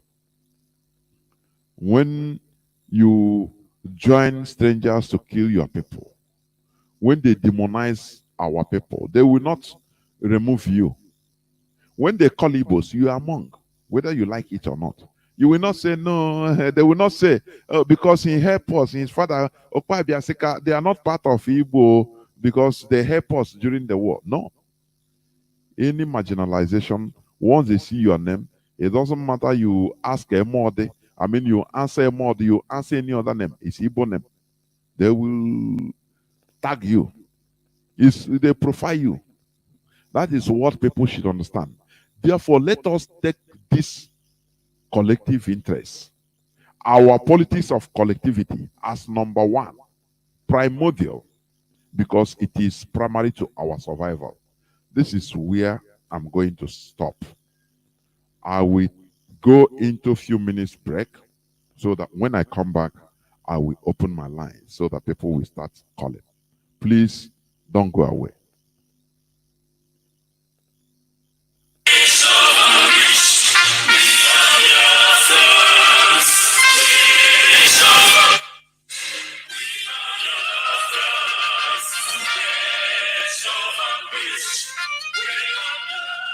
Biafra, worldwide phone call campaign alert continues.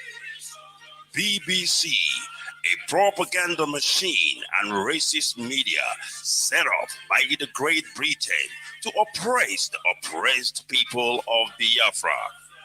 BBC, your media war propaganda of 1967 that led to the genocide of over 3.5 million Biafrans, men, women, and children, did not stop us.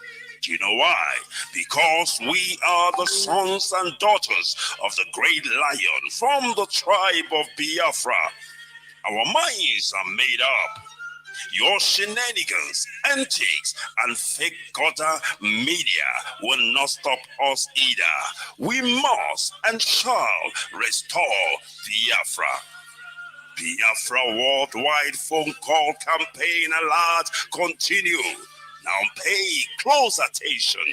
Be polite when you call BBC and use the following prompt when you call. Hello, my name is. You tell them your name. I am calling to ask about BBC policy of propaganda against the victims of genocide. Since you are obsessed with telling lies about Biafrans, here are 5 more questions to consider. Now, this is the question to ask BBC. We are witnesses to BBC racist coverage of terrorism, implying that Black Africans' lives don't matter. Yet the same BBC rallies the whole world at the slightest terrorist incident in the United Kingdom. Here is the second question. But when it comes to Nigeria, BBC not only hides terrorist killings, but they slander the victims and survivors of terrorism and genocide. The third one. When will the grand patrons of lies and hypocrisy, the BBC Fake News Network, make a documentary about the daily slaughtering of Nigerians by Fulani terrorists and the government of Nigeria, whom you protect, so that London may plunder Biafrans' resources? The fourth question is the oil and gas of Biafra, the reason that BBC is obsessed and terrified by the agitation for freedom by the victims of 400 years of British colonial thievery and crimes against humanity. And the fifth one, we call on the good people of the world to ask BBC and UK government why it aids and abates the genocide in Nigeria by spreading lies, propaganda, and disinformation against Biafran freedom fighters. BBC, we know that you are United Kingdom government agents of imperialism with no modicum of shame. Take down your wicked, fake documentary against the victims of genocide and stop your sadistic meddling in the lives of Black Africans. Welcome back. This is Radio Biafra Hausa-Service coming to you through Radio Biafra London. We should not forget that we have to continue this media confrontation with BBC. I saw their latest documentary, BBC documentary on courts. X, X? What do you call them? I saw that documentary, and I say, look, the BBC, the whole documentary they made, even with the documentary of the Fulani terrorists, they had time, had patience, in order to sit down with the terrorists and talk, so that they talk face to face. In this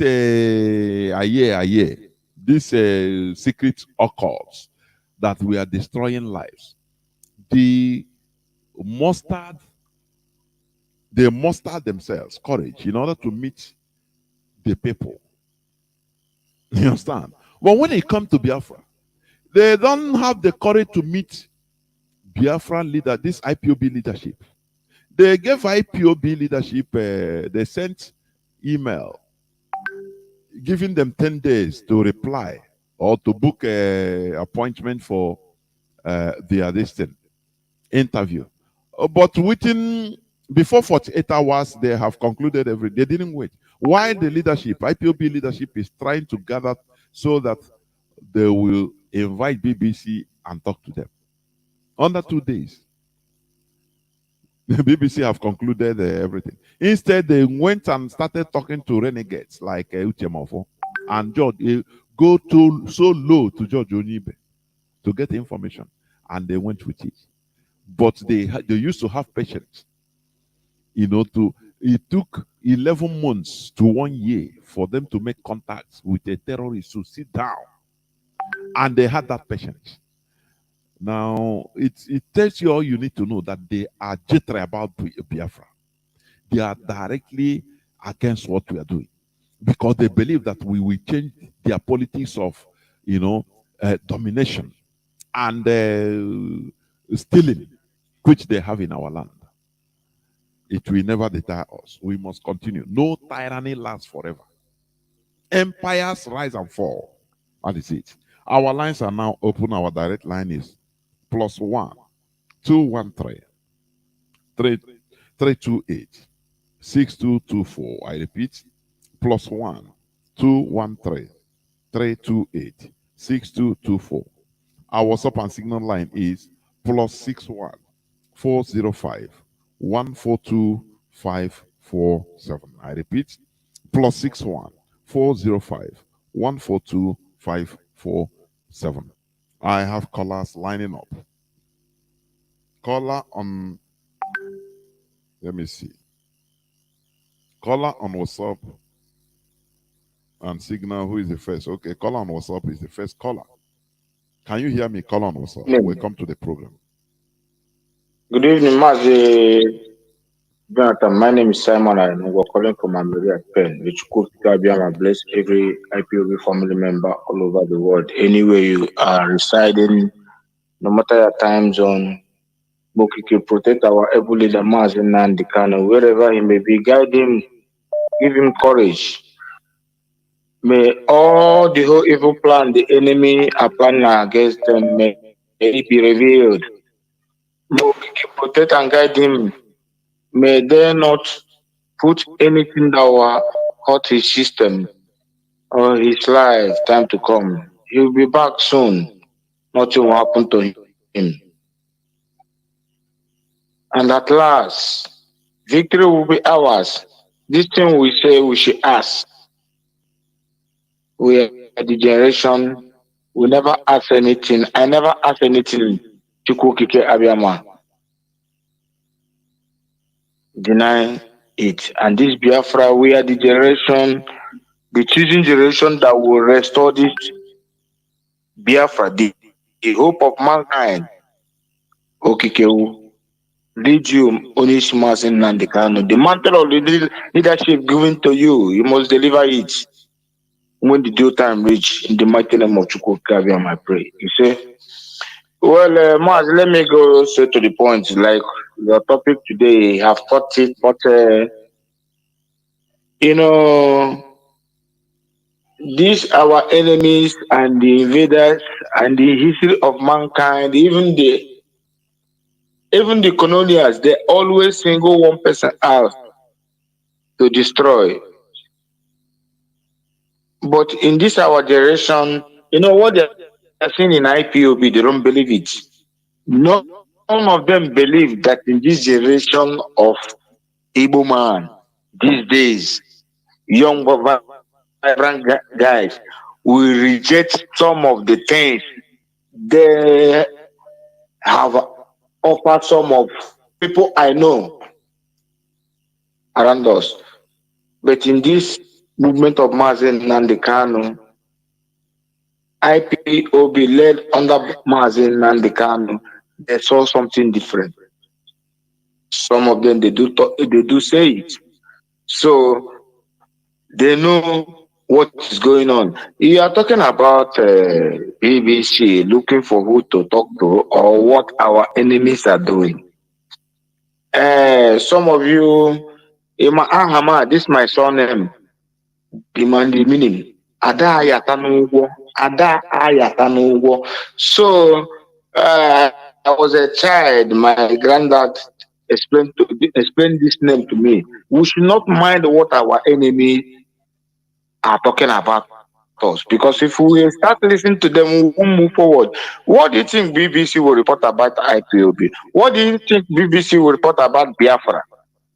The name, they did everything they do to suppress, to BBC and British government, what the atrocity they commit in Biafra will keep on tormenting them till the rest of their life. But do you know one thing? Is God not wonderful? Did you know in BBC headquarters, in the name of the ancient cities, kingdoms, empires in the world, Biafra is there. That is why immediately during that 2017, immediately I had opportunity to go to UK. He went to that BBC. He was there. Somebody in picture where he was taking the picture of the name British government cast, paid taxpayers thousands of millions, if not millions of pounds, cast that thing in the ground, in BBC headquarters, on the ground. Biafra is there.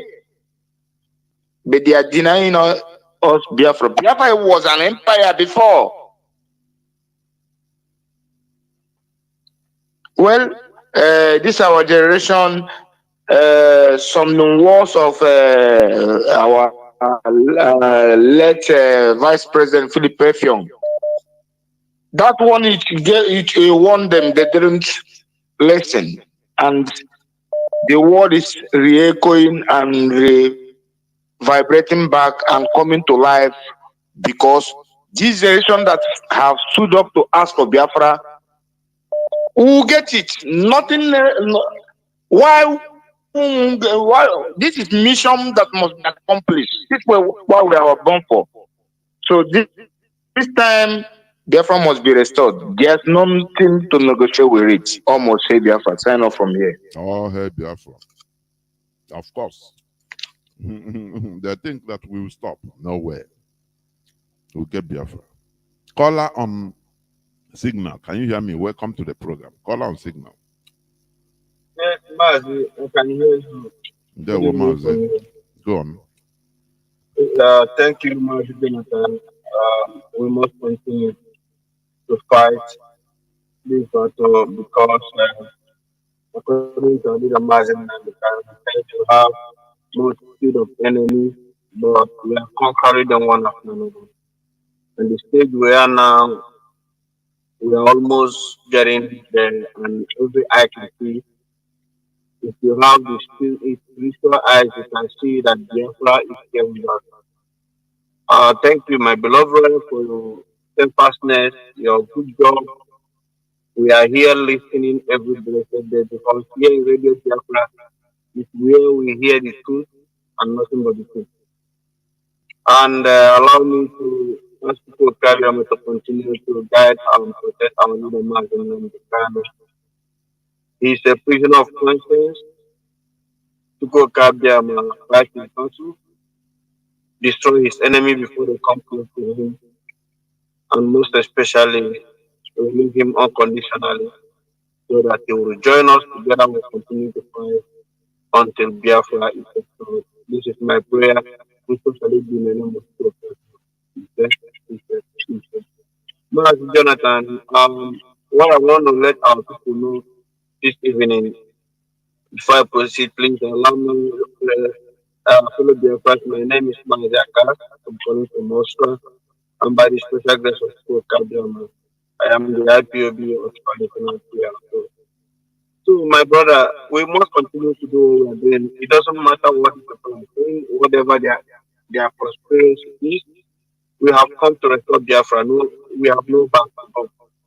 Because life has been, people have died. 3.5 million children died from 1967 to 70. Both adults and students, when you bring them together, is over 5 million.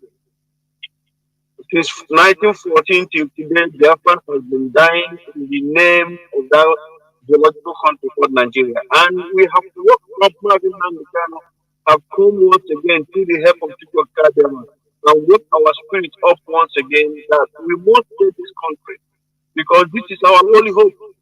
We have no other hope except Biafra because we are in the midst of people. They put their nails on our neck that we cannot be able to breathe. Anything we do in that geological country is dead. If they don't burn our shops, we use police to kill us, use their army to kill us, destroy everything about us. They refuse to give us a seaport, refuse to give us international airport, refuse to build bridges to us, refuse to repair our roads. Everything about us in Nigeria is we are suffering. And how long can we keep on moving in this direction? This is why our leader Mazi said, if this cannot continue, and all of us have buy this idea, we are pregnant about Biafra, and no Jupiter, no human being can tell us to forget this fight we are fighting. They have not won that person. Are they going to wake up with those young men and women that sacrifice their life for this Biafra? It is impossible. So whether the devil like it or not, whether British government like it or not, whether the BBC, their conspiracy and their lies about Biafra, They cannot stop us because even as we are pursuing this Biafra, we are also passing it to our children. When we are going to protest, we carry our children along. They know what is happening. So tell me, how possible on earth can somebody think in his lifetime that we can stop the agitation of Biafra? It cannot stop. So earlier the better they understood that we have made up our mind in that good called Nigeria going instead here. We want to separate ourselves from this evil doer so that we can be able to rebuild a country where our children can be proud of us. Because if we fail to do it, what is going to be the future of our children? That means automatically, after our generation have gone, our children cannot be able to go back where they come from. This thing I'm saying is not only this place we are residing, all over the world where the Biafrans are living, married, born their children in there. No, God forbid. It cannot happen. Mad Jonathan, just as we are saying here, we have no back to go because there is no back of going. We must continue to fight. We must continue to keep on fighting with our leader Mazi Nnamdi Kanu, and our priority is unconditional release of our leader Mazi Nnamdi Kanu. Any other thing they're telling us, we can't listen to them until they release our leader Mazi Nnamdi Kanu and give us a date for referendum. Then we will decide if we want to continue with them or not. Which I know 100% that our people are tired of that biological country called Nigeria. Mad people everywhere. Now, thank you, Mr. Kabama, for giving me this opportunity. Thank you, Mazi. There war, and you too. There war. Caller on direct line, can you hear me? Welcome to the program. Caller on direct line, can you hear me? Go on, please.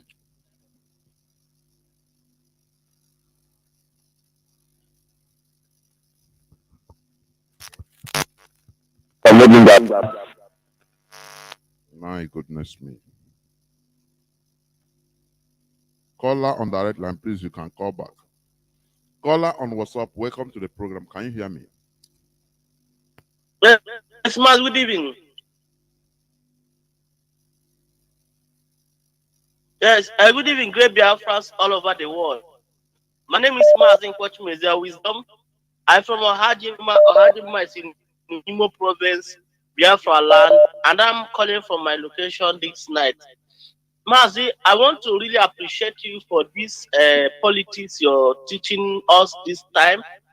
I pray that okay, we preserve and keep on protecting you and all the radio presenters and our great leader Mazi Nnamdi Kanu, that he will come out victoriously. Mazi, what I want to say this night, like our people in greedy is the problem we have.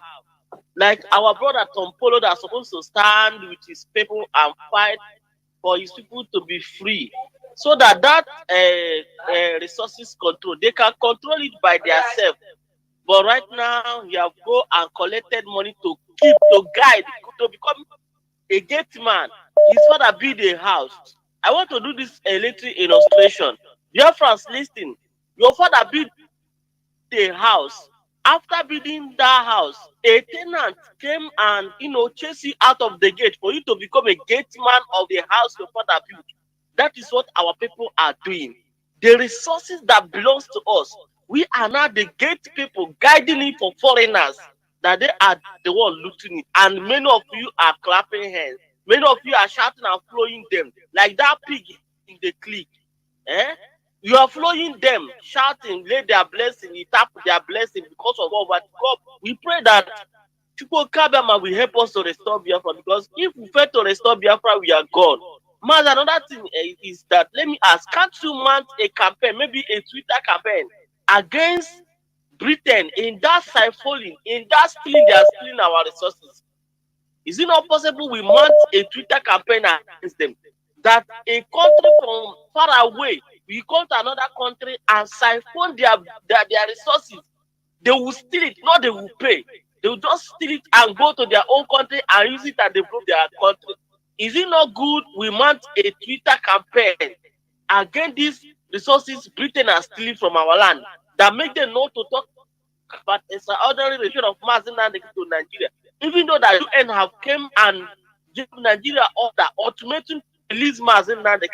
Today, Britain have never said anything. They never come out. They never order, because their puppet in Nigeria are waiting for their master to, tell them to release Mazi Nnamdi before they do so. This is what they are waiting. Is it not better we mount a Twitter campaign?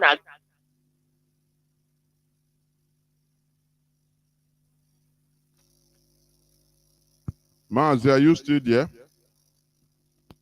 Yes, I'm here. I ask you a question. You say, is it not better? Come, repeat, please. We mount a, yes. Is it not better we mount a Twitter campaign against Britain, against our oil they are stealing from us? We mount a Twitter campaign telling the world how they are stealing from Biafra. That is the reason why they don't want to talk about the other rendition of Mazi Nnamdi Kanu from Kenya to Nigeria. There is no limit to what we should do. We have been campaigning. We urge people also to continue in what we have been shouting here. We have been campaigning. Britain, they know this is not a new thing. So you can as well continue tweeting about it. It's not something, this is an old game we know. And they know we have been talking about it. And we will continue. So it's not something that a new order will be given or this and that. No, this is something continuity. That is what we are doing. And that's what we should continue. Continuity is part of it. Go on. Okay. Okay. So what I want to urge Biafran this night, please. Our media people should, prepare a media. It's not a command, but I'm just trying. They should. Mount a media this thing, maybe title against Britain, how they are stealing our oil, so that we can retweet it to other world power, for them to see that this is the reason why Britain are still holding us down, because of the sources they are stealing. I know that as Europeans now, their lack of crude, their lack of gas, Britain are getting it free, and they are not feeling it because they're getting it from our land free. So our media heads should please prepare a Twitter, title maybe that Britain should stop stealing our land, and we should, all Biafra should retweet it to the world powers, because this is enough. We cannot be as suffering, and why we are supposed to be queens and kings in our own land, but we are in other countries scavenging. Britain are the one enjoying our resources. We are here suffering. Why they are there, taking what belongs to us, taking what that we're supposed to do. And that thing, what our Mazi said this time, we need to play a politics of collective. We should put everybody together, not we playing a politics of individual. These people, they believe that they will go there like Audios or Kanu, that said they will go and bomb our people in the forest. Those protecting our mothers and our fathers. He is the one saying that they will go and bomb them. But I never see any Fulani governor saying that they should go and bomb tourists in their bush, in Sambisa forest. They never go and bomb them. But a senator is saying that they will come and bomb our people in the bush. All this kind of, I like the press release that I made. We have apart for all this, they should bring all those that to Kanu jet. It will bomb them. Both that man shouting is coming, and the people that is saying that they've been saying supporting or just can get so Chuko Kapma will polish all of you, and all of you will die one after the other. In what you are fighting is a collective. Biafra is a collective interest. If you restore Biafra, it's for everybody, not for Mazi Nnamdi Kanu, not for only IP, but Biafrans as a whole. So we should put our heads together and make sure we restore Biafra. Mas, thank you for picking my call. Let me stop here for others to make their well, thank you very much. We must continue. Thank you, sir. Caller on direct line. Can you hear me? I picked a caller. I don't know. It was off. Caller on direct line. Can you hear me? Are you there? Caller on WhatsApp. Can you hear me? Welcome to the program. Caller on WhatsApp. Go on, please. Okay, sir. Okay, sir. Okay, sir. God bless you, sir. I bless our leader and our president. My name is Chisom Ejikeme. I will let our people to self to know that those people that call themselves 8 or 7 sisters, they call themselves 8 sisters. Those people are in charge of OPEC. They are the people doing all these things. And Britain are the one giving them the green light to come, so that they will be doing all things that they are doing. We know, as you told him, that we have been mounting the campaign in our Twitter handle, not today, for years now. So for those that don't know, they should be doing the same thing. They should be doing the same thing. Every day you do it. Every day you do it. We have been doing it. You have been something of every day, like our daily bread. We do it every day. So that one is one. Two again, the resources control that our people are talking about. The resources control that our people are talking about is because of this resources control, they go to war. They killed our people. And today they are still talking about this resources control, restructuring. We have told them that we have passed the Rubicon. We don't need, all we need is total freedom of Biafra. We don't want anything with them. Let every person be on his own. Marriage is not by force. There is a place for divorce. If you don't want, there is a place for divorce. Peaceful divorce, you go on your own. That is what we are asking. And that divorce is this referendum for us to go on our own, so that we should go and do what we know how to do best. Let them go and do what they know how to do best. Our people are sleeping. They are not seeing this thing coming. They are calling IPOB charlatans, call us a lot of names, not our leader. Today, all those things have been manifested. All those things have been manifesting. They turned the riot, they turned the protest in Aba to riots. Whatever we do, they turn it. And once they turn it, our people will be buying it. Why are we buying it? Why can't we be doing the finding? Those people that give birth to people that give birth to us, they are still alive. They know what happened in that Aba protest, 1929. They know what happened.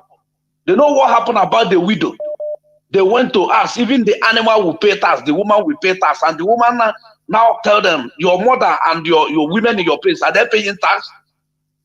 I want our people to know the warrant chief has not yet go. Our politicians are the warrant chief. They only change their name. They are still the warrant chief that they're imposing in us to squeeze the little water in us out. If Nigerian is one, how will they kill a 14 youth in Imo State? People in Lagos will not protest. But they kill George Floyd in America. People in Abuja and Lagos protest. Is it not something of irony? Is this the kind of country they want us to be together? They kill my own brother and you did not protest. They kill somebody almost how many thousand miles away and you are protesting. I cannot be with them. Thank you, sir. I will never be with them. God forbid. Better we commit suicide and go. And we know we are not existing than to say to be with these people. God bless you, Mazi. God bless you, sir. There were. And you too. I have people that calls when people online. Caller on WhatsApp, welcome to the program. Can you hear me? Mazi Jonathan. There were Mazi Chukuma. No.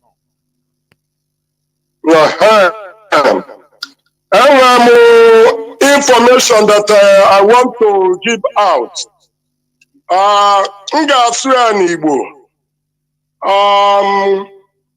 One of my friends, an Hausa man called Maporafia, Munya Bankata today. Mwazia na mbu na asị na nwere ebe nwere mmanụ n'ugwu Hausa. Sebenand is a surprise. Ọbụna Niger ka nwere mmanụ. Anamuma na Niger the poor of enwere ike ịlụ refinery. na mụ chọrọ ka ọ gwa m ife mmeni. Ọ wee sị m oke. Ọ sị m na number 1 na Kenji Dam dị na Niger State ebe enwere this hydro dam. Na that dam bụ ya na-enye ọkụ to Niger. Na ndị Niger na-enwe ọkụ every day. Na ọkụba na-enwu na ọ dị atabi anya. Si mụ andịnapa dị akwụ ụgwọ. Na another one bụ na pipe mmanụ ka eleli from Kaduna refinery to Niger. Na nwere mmanụ discovered there. So I was shocked. Nsi eziokwu ka ọ na-agwa m, but sị na eziokwu ka no crude oil ka na-amị to that place. Nọdụzi ebe a na-process ya. Nsi eziokwu. So ndị be anyị sịrị anyị mara ife, anyị amara ife. Onye nyere ego, anyị akwụbara ya aka. Unu abụghị unu na-ezuzu kịta, anyị na-ezuzukwe o. A na-akwụrụ Peter Obi aka, unu na-akwụrụ ya aka n'ọnya bụ. Ana m abịa, how many million to the voters card ka PDP anyị nwere na Igbo ya na Anabia? Ọ dị how many? And in Anabia ekelisiri anyị ekeli. So the main na-ekwu bụ ka anyị zọrọkwana n'onwe anyị, because ọ bụ onye na-azọ onwe ka Chukwu na-enyere aka. Nye ibe nchọ ka ngwa ndị be anyị tata. Na ndị anyị na-afa na-eme ife, anyị chere fa amara ife, fa amatela anyị ife. Ike adịrọ m nji egwu. Igbo kwụnyeni unu afụgo na azụ redio kịta ife niile eche njigo. Onye ọbụla na-abasị mba. Mbụ bụ ikwute okwu fụna na asị gị na hate speech. Now, parliamentary allow anybody can say whatever he want to say. Dikoni ka anyị kwue na ibe anyị chọgodo bụ ka anyị ma ya nọ na view maọbụ na ya nọrọ. Ọha Biafra. Almost a Biafra. There were. This is something that has been going on. They have been milking our crude oil, storing it in Kaduna, from there distributing it. And they'll tell you they found the crude oil in Zamfara, in Borno. All these are lies. You know, the worst part of it is, let me pick this call. Our people, many of our people are buyable. That is the irony there.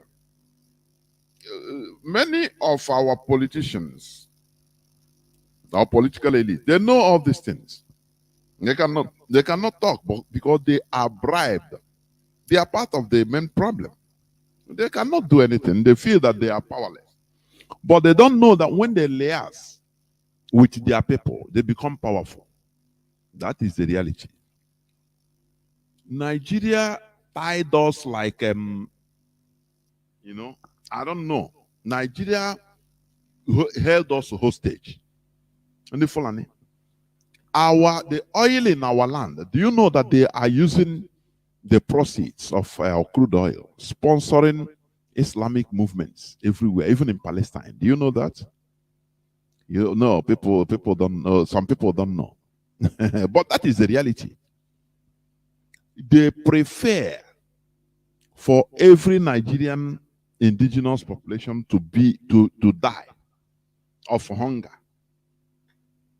And they support their cause. Because they are sowing seed. They are using our crude oil to fight us. They are sowing seed. So that whenever there is call, they will call their other people they are sponsoring, say, they will come. That is the Fulani. They are very smart. They are politically savvy, honestly speaking. I have a caller, or I have callers waiting. Caller on, WhatsApp. Welcome to the program. Can you hear me? Call on WhatsApp. Yes, Mazi Chinedu. Good evening, sir. There, Mazi. Welcome to the program. Thank you. My name is Mazi Ifani. I'm calling for my location. Mazi, is your topic this night is very, very interesting. Yes, that's the real and that's the fact. That's the pure truth. First of all, before I proceed, I want to thank our leader, Mazi Nnamdi, the man who saw the future, the man who God sent to liberate us. But our people, in short, I don't know how I would describe our people. When something is happening and our people are seeing it with the koro eyes, them still playing politics.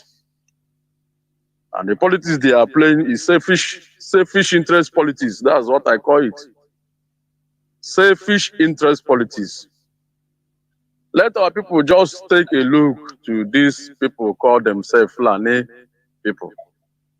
Mas, let me draw you back. When they killed Deborah, Atiku come out on Twitter and he tweeted against his people. Immediately, his people called his attention and he went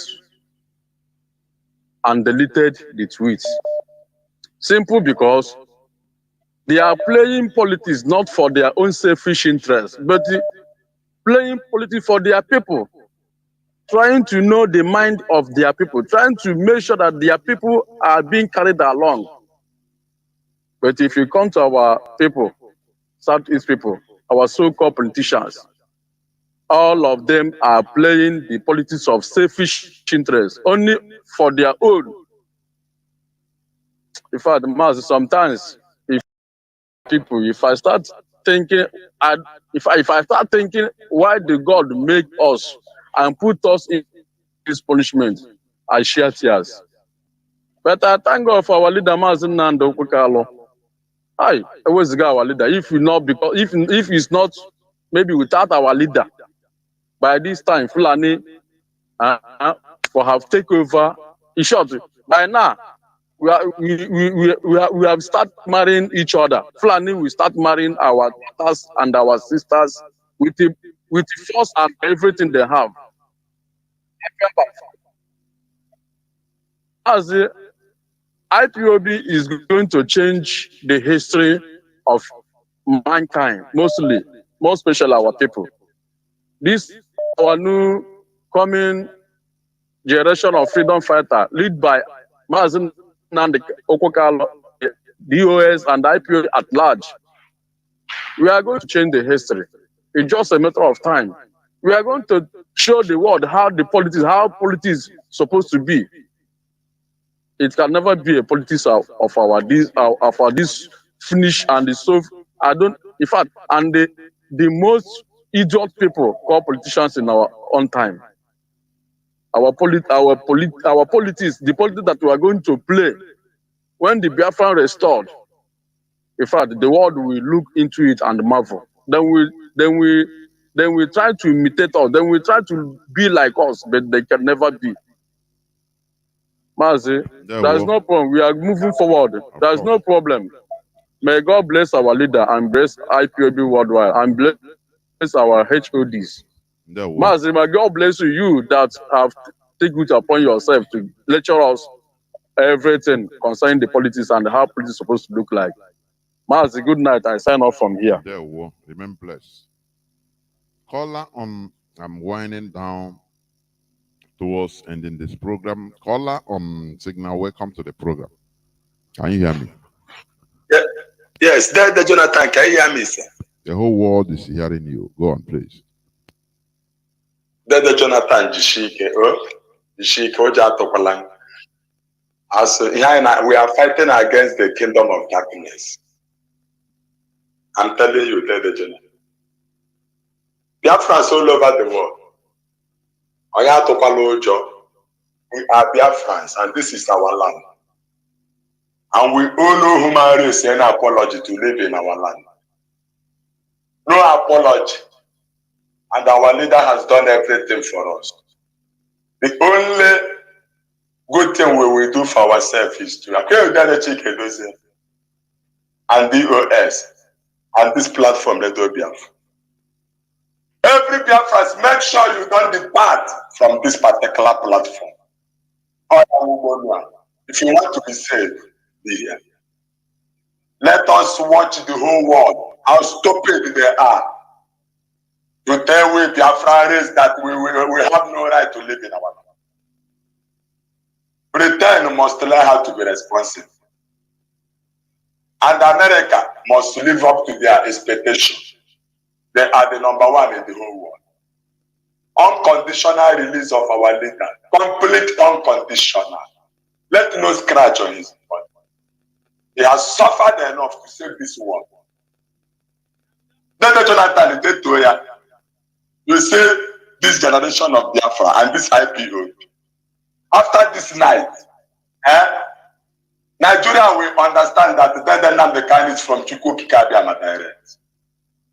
You saw these governors, all these just leaders that prove that they are our leaders, that cannot save we. They allow Fulani to be killing us. And they are telling us that they are our leader. Then Jonathan write it down. None of them will escape here. All of them. Then Jonathan not go catch them at the ceremony. I'm watching that. All the watching that candidate told you. What can say about the soldier and not there? We are on a suicide mission.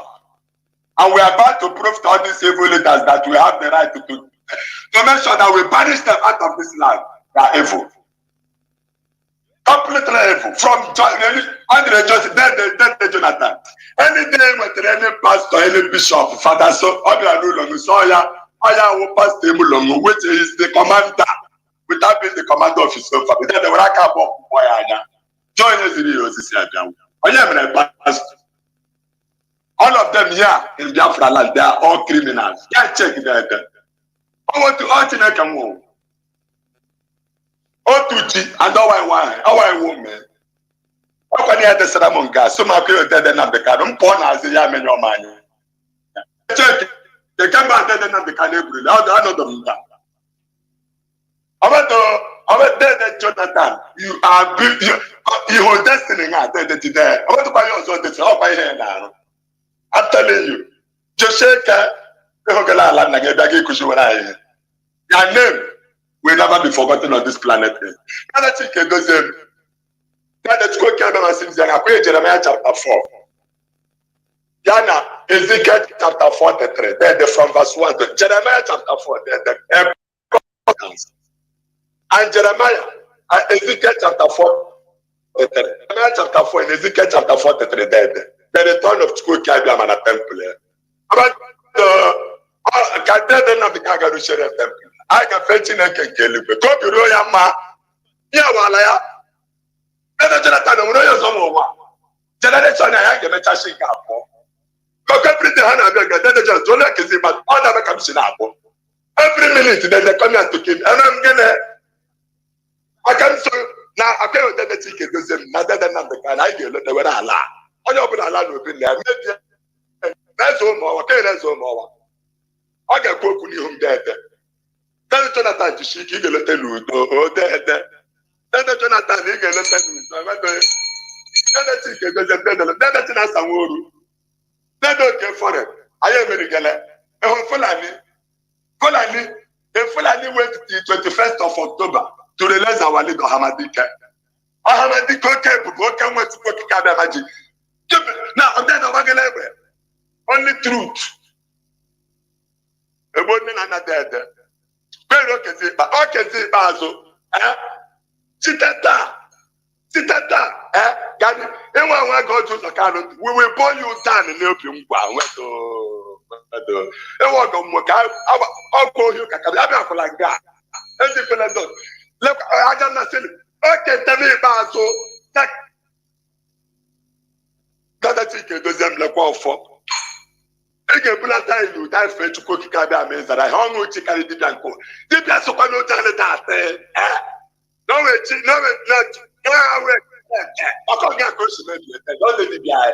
Pray our pastor or bishop. Now to go down a la Biafra. Don't follow. Jesus Christ. There were Mazi round up. When I put on the so project, the money level source of Excellency and be below Nebby. Naka, Lodi, Nafo, Nampo, Oje, I mean, I like the check out the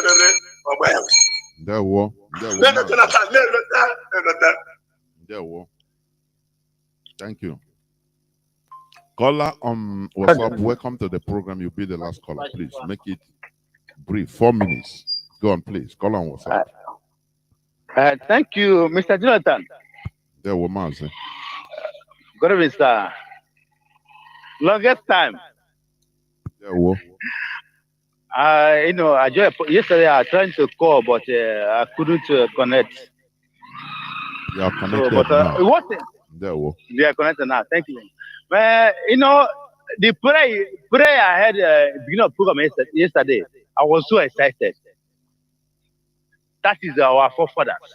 That's why we worship God. Now I would like to say my greetings to our leader, Mazi Nnamdi Kanu. My name is Chidebre. I come from the Republic. So, the problem we have in our country, in Biafra land.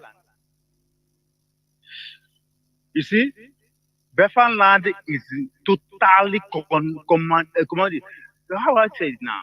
It's like contaminated with the demons.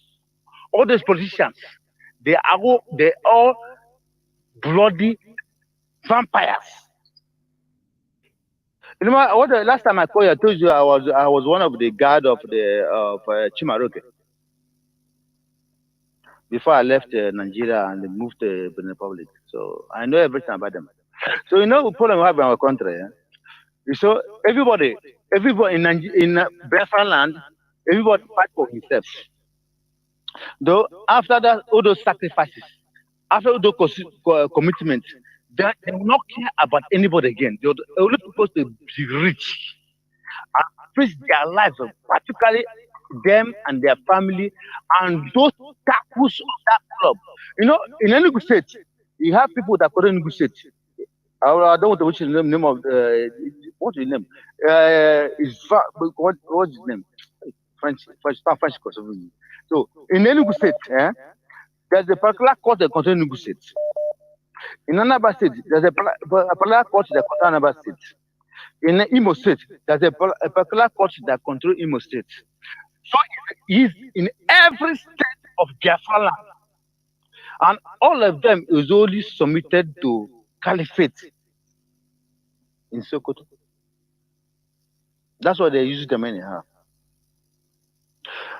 Do you remember that every election in the Biafra land, they kill veggies, they abduct children at school, everything.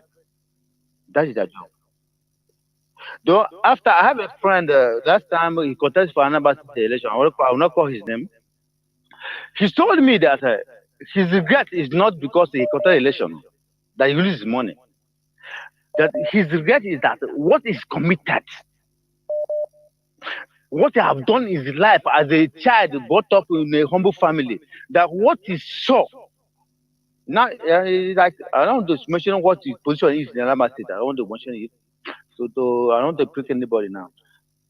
But we have a problem. Where I am in the Republic now, I will tell you the fact, that people they are not full member and oath member of IPOB, but they are more, their heart is to be IPOB member. Where I am now, I invite the IPOB members from another side to come to our Igbo meeting and our meeting, come and to reach them to convert it to IPOB meeting.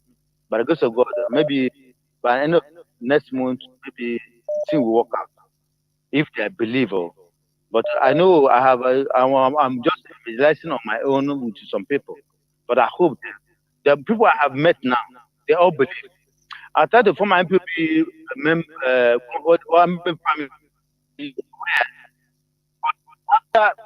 by that time, that was then when our leader was arrested. So everybody was discouraged. But now, from what is happening, from this new release from the AU, They are all courage now. So I want to change our side to every family meeting, both Igbo community, Homo, Enugu, all those things. I want to change them to all of them to be the IPOB. So I'm trying my best here. That's all they can do. But I feel so pain. I pity them. Because those who have been in the game, I know what is happening. That what I put in my life, I put in my life. That I'll never waste any blood. And what one thing that I kept in my life that make me a successful guy now. I'm doing my business. I'm doing fine. I'm not scared. In this country now, data is is not cheap, but I'm thank God, everything's all right. Thank you, my brother. Keep it up. There war. You make me so proud. Thank you very much. There war. We continue. We are working towards the same goal. We are different units functioning as a body, and that is how it should be. Biafrans and lovers of freedom, this is where I'm going to switch off my phones, turn off my phones. We have had the gospel, but we continue. You know, we try to stimulate here our research capability. When we say something here, you go and make your researches. Asking questions, because when you ask questions to your research computer, it will give you, it make you understand many things that you didn't know. That is the importance of research, seeking for wisdom. We need to remove this primitive, selfish politics that has not been changed by time. You understand? It is a problem.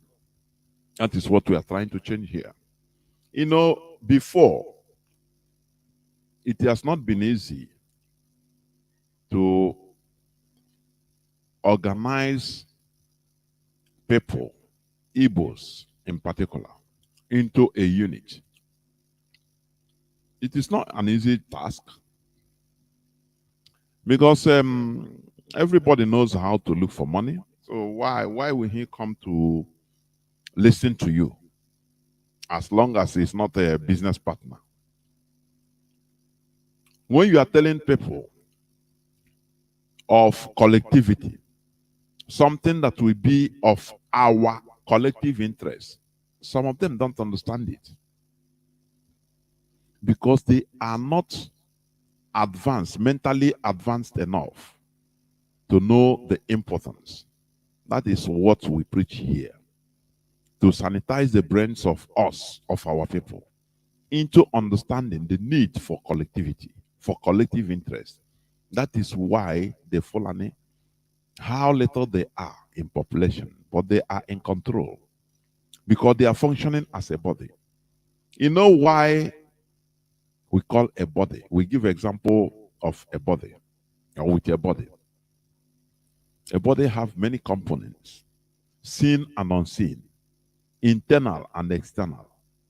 But everything is functioning according to the betterment of the whole body as a unit. The hand is there, the intestines are there, you can't see them. That is why, you know,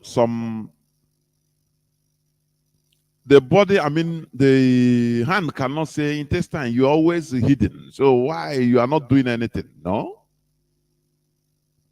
He's doing his job. The kidney is there, regulating, the heart is there. You don't see them. So everybody is doing something. Every unit, every organ is doing something to the success of the body as a whole. That is why we must continue what we are doing. Bring that your talent, that your gift, in order to continue. The sole aim, our focus is Biafra. Our focus, our sole focus is the restoration of Biafra.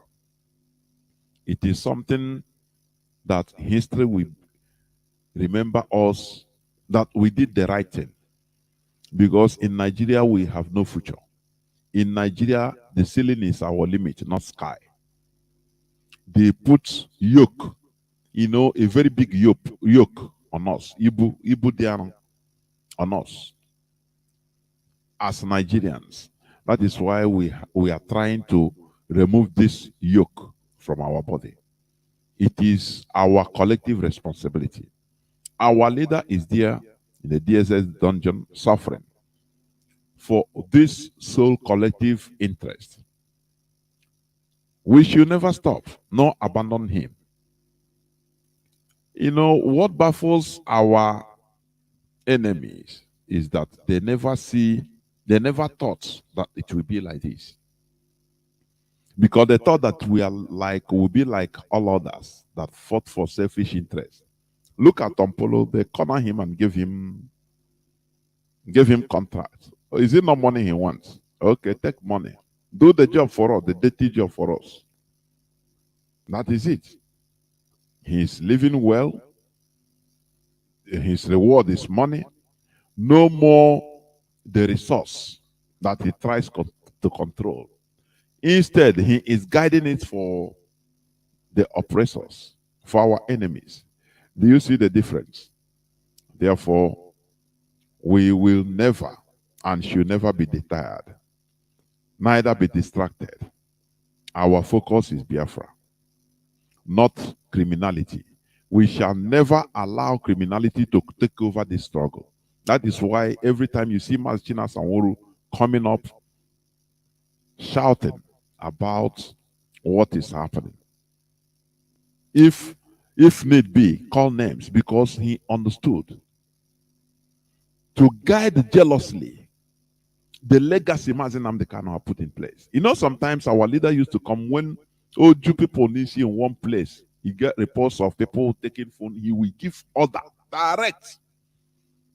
These people doing all these things should cease. Otherwise, we go after them. Because he knows that if this struggle is mixed up with criminality, it's finished. Say bye-bye to Biafra. That is why we are doing what we are doing with focus. Biafra is our focus. Biafra is our ideology.